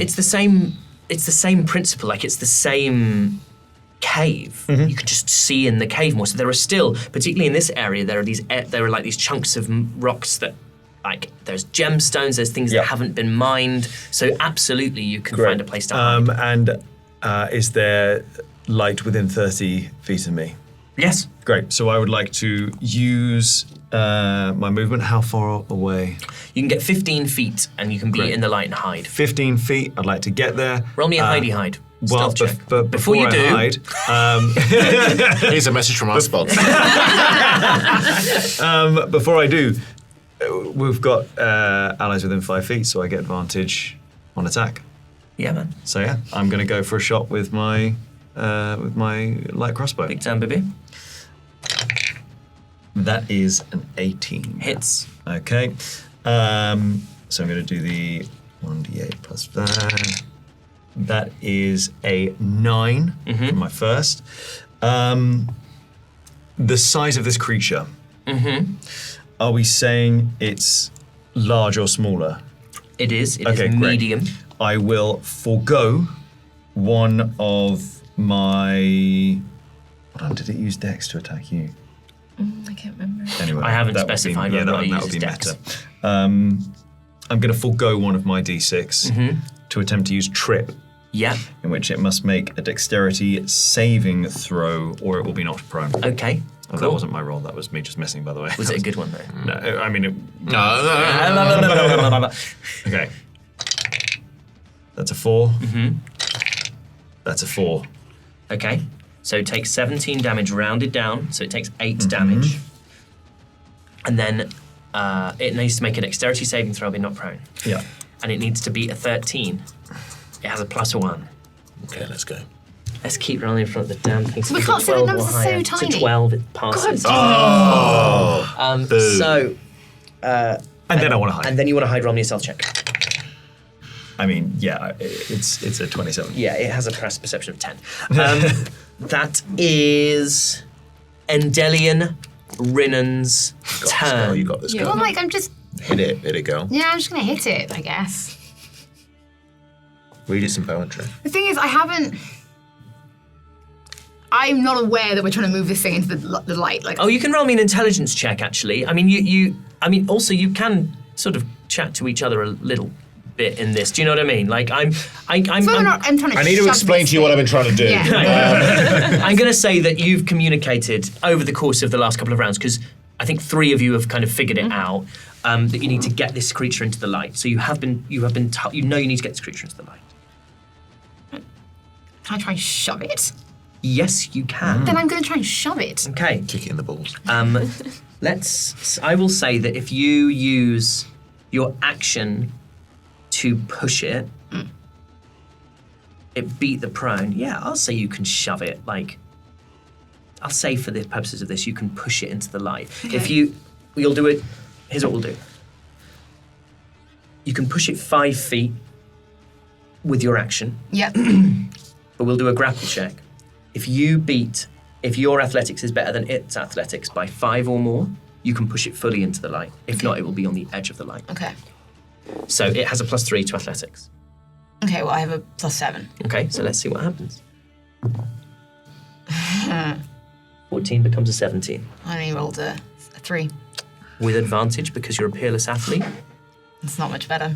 That only becomes a 13. Okay, so you cast this creature, go, and you push it, and it moves towards the edge of the light, and goes, "Oh, come on!" It's just not moving. That's your action. Yeah. I don't have much else I can really do on bonus action. Can I use my dagger? Yeah, you can still use your dagger as a bonus action. Yeah, I will at the very least try and do some minor damage to it. Your dagger's magical. It is magical. We've never discussed what the magic is. Are we going to No, find it doesn't out matter. in one Doesn't shot? matter. Doesn't matter. Okay. Oh, that was really exciting. Doesn't matter. Just a lovely punctuation. Doesn't matter. We find out and Doesn't Doug's matter. not here. Okay. Like, Well, that doesn't hit. It's a 2 anyway. Okay. Radiant Thornbear. Yeah. What you gonna do? Yeah, I got a couple of levy ones left. So I'll just go. I'll do Thunderwave again. See if that pushes it back into the light. So It makes a Constitution saving throw, right? con savey. Stop rolling high. Stop it. Just submit. Okay. It has a +3. Yeah. It needs to roll a 12 or higher because you have a 15 to save. I have a 15. Yeah. Okay. Come on, everyone. Come on. 16 plus becomes a 19. That's okay. I mean, I still do some damage. Kel damage. 2d8s. 2d8s. Oh. There you go. And there you go. You put one in. Not very good. I think that's 7. 7. This thing doesn't look good, guys. Oh, thank God. This thing No, does it doesn't not look look good. good. It looks very ugly. Yeah, and it starts to have a bad time. So now, like, the quips are becoming fewer, and instead you're getting more of these shrieks, more of these sounds that aren't Kel. The quips never stop in this group. Oh, come on, rats. Yeah. It's just the light out there is more painful than the darkness inside. That is. Do you want to do anything else? You have movement. Do you have bonus actions? I do have movement. You don't have to do anything. I'm just making you aware of all the possibilities. Of I the quite game like options. him existing in his face like this, but like this. I should move. But I'm gonna stay. I'd like to stay if you don't mind. Yeah, I'm gonna stay where he is. See if I can push him again. That is Dolly de Winter's I'm turn. gonna try it again. Starry Wisp. You're in my light. Yeah. And sorry, light it up again. Yeah, nice. Sorry, what was that? Nothing. Never mind. Ooh, that is a 25. 25. That hits. You know that does actually. That hit. does? Well, then it's 2d8 radiant damage. Where's another d8? Where are you? Do you want one? No, I've got lots. Well, I've got most of yours. Is the problem? Yeah. That's why you don't have any Okay. because I stole them all at the beginning of this. Oh, did you? Oh, well then, may I? Thank you. Whoops. Oh, that was cool. That was cool.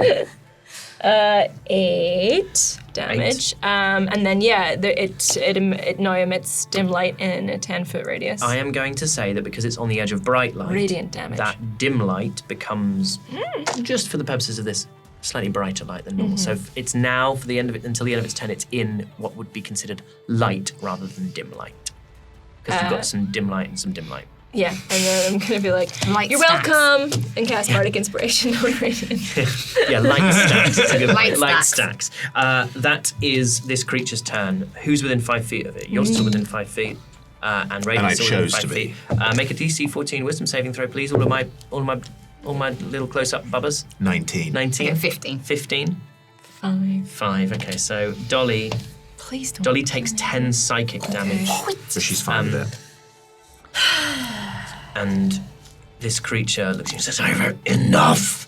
And it's going to roll to attack Dolly, I'm afraid. That's a 21 to hit. Yeah. You've still got 2 of Oh, I your do still have my thingies. mirror images, so you get to roll. I do have my thingies. Oh my God. You get to roll. Go on, 2 mirror So image. this, one of these has to be above You a just 4? have to roll above a 3. Above A a 3 or 3. higher. Above a 3, so yeah, a 4 or higher. A 3 or higher. What did A you 3, I rolled a 3. 4 or higher. Damn it! Nope. Okay. Still a great spell, though. Is Yeah, it? really good It's a spell. fantastic spell. Yeah, okay. Well, I'm going to Hellish Rebuke. okay. You take 16 points of psychic damage. Sorry, of piercing damage. No, I'm not. I mean, as in, I'm not going to Hellish Rebuke because I'm dying again. Okay.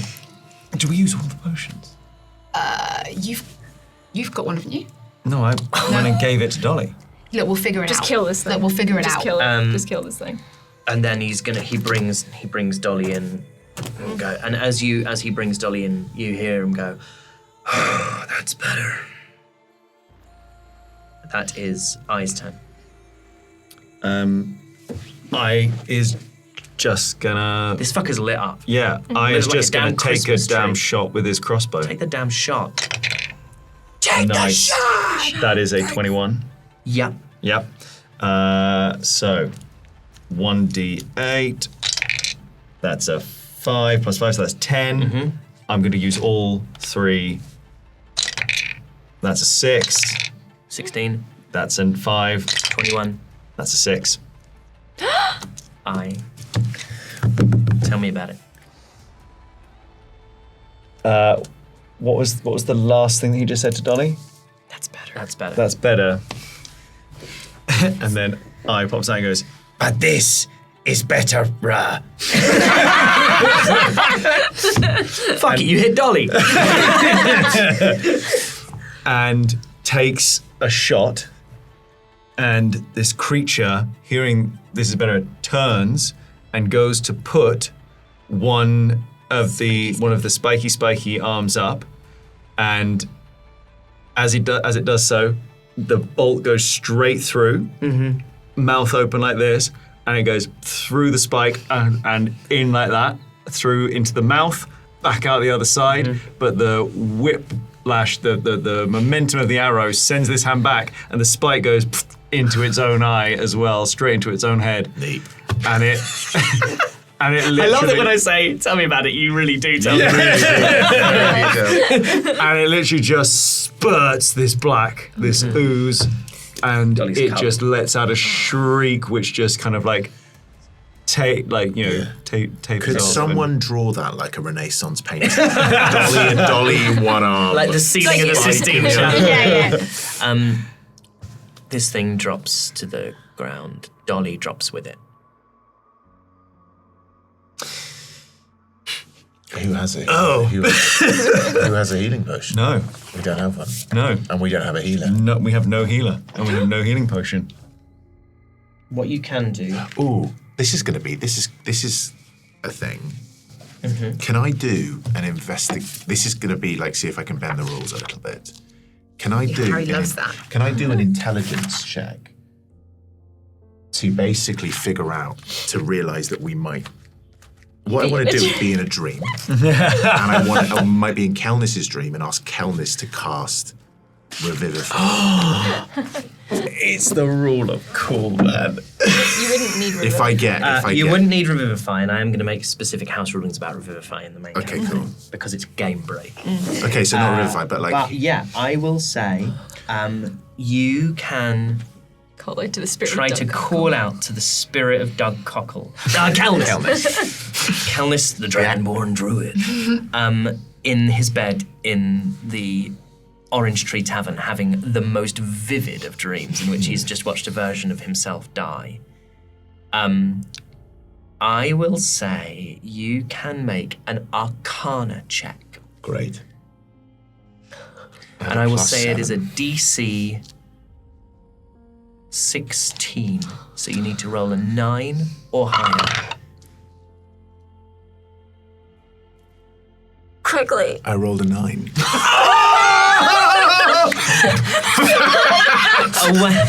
In a bedroom in the Orange Tree Tavern, Kelnys, coming almost out of a lucid dream, can hear in the room beside him the noise of Raidion Thornbear, drunk like he's never been drunk before, hurling into a bucket.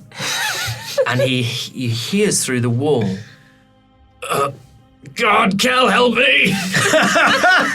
And without thinking, Kel casts a healing word in the room, but with nowhere else for it to go, it goes back into his mind. It takes some of that kind of deep intoxication from the alcohol, and down in the mines of Flint and the base of the cradle, Dolly wakes up with 1 HP. And to Did we do it? To Endellion and I, a miracle has just happened. What just happened? Did I? Was that me? You did it. You did it. Well done. roll me a performance check. 18. Oh, what's your passive insight? It's not better than It's that. not. No, it's like 11 Dolly, or you something. did that. Wow. You did that. It's like I can do the fade and you can kill things while you're dead. You can come back from the grave for no reason. We did it, guys. No, Dolly, you did it. You did it. And there's light pouring from this tunnel in the kind of edge of which this body is now lying. I want to go over and have a look at it. You go look in the tunnel. Yeah. I'm gonna head towards the light. That normally goes well. Just I, or are the rest of you going? No, I'm We're all gonna go. going down. Okay, so you follow this light down a meandering tunnel away from the body of not Kelnys. The moisture on the stone is glistening. Small rivets and undulations of the tunnel walls cast sharp black shadows, and the stone here is light grey, speckled with flecks of glittering iridescent ore, and the light grows brighter still as you emerge from the narrow tunnel and into a vast cavern. It's almost blinding after the long darkness of the mines. And the floor is punctuated by great clusters of transparent tetragonal crystals. The light passing through them refracts into rainbows of colours, streaks of violets and blues and reds. And looking at the cave walls themselves is like staring into the night sky. Far from the lights of the city, a myriad of stars that flicker and pulse bright and clean. And as your eyes still struggle to recover from the black-wrapped tunnels through which you've journeyed, you realise where that light is coming from. There's a shard of gemstone, the colour of amethyst set into the wall.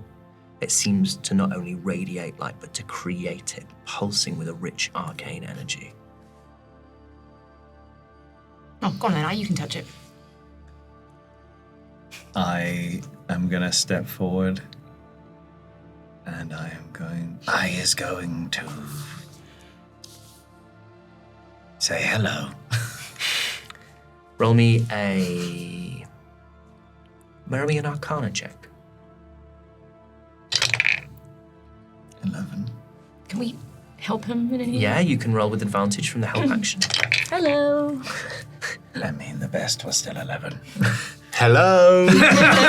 You hear, "Hey, little scale." Okay. Roll me an insight check. that is a 13. That's Cal. That's Cal. Does everyone else? Does you all hear this? You all hear it. It's Cal. Cal's, This has gone really well. for us so Cal's in far. the gym. I want to investigate a little bit more this gem. Roll me an investigation check. You can roll investigation or Arcana.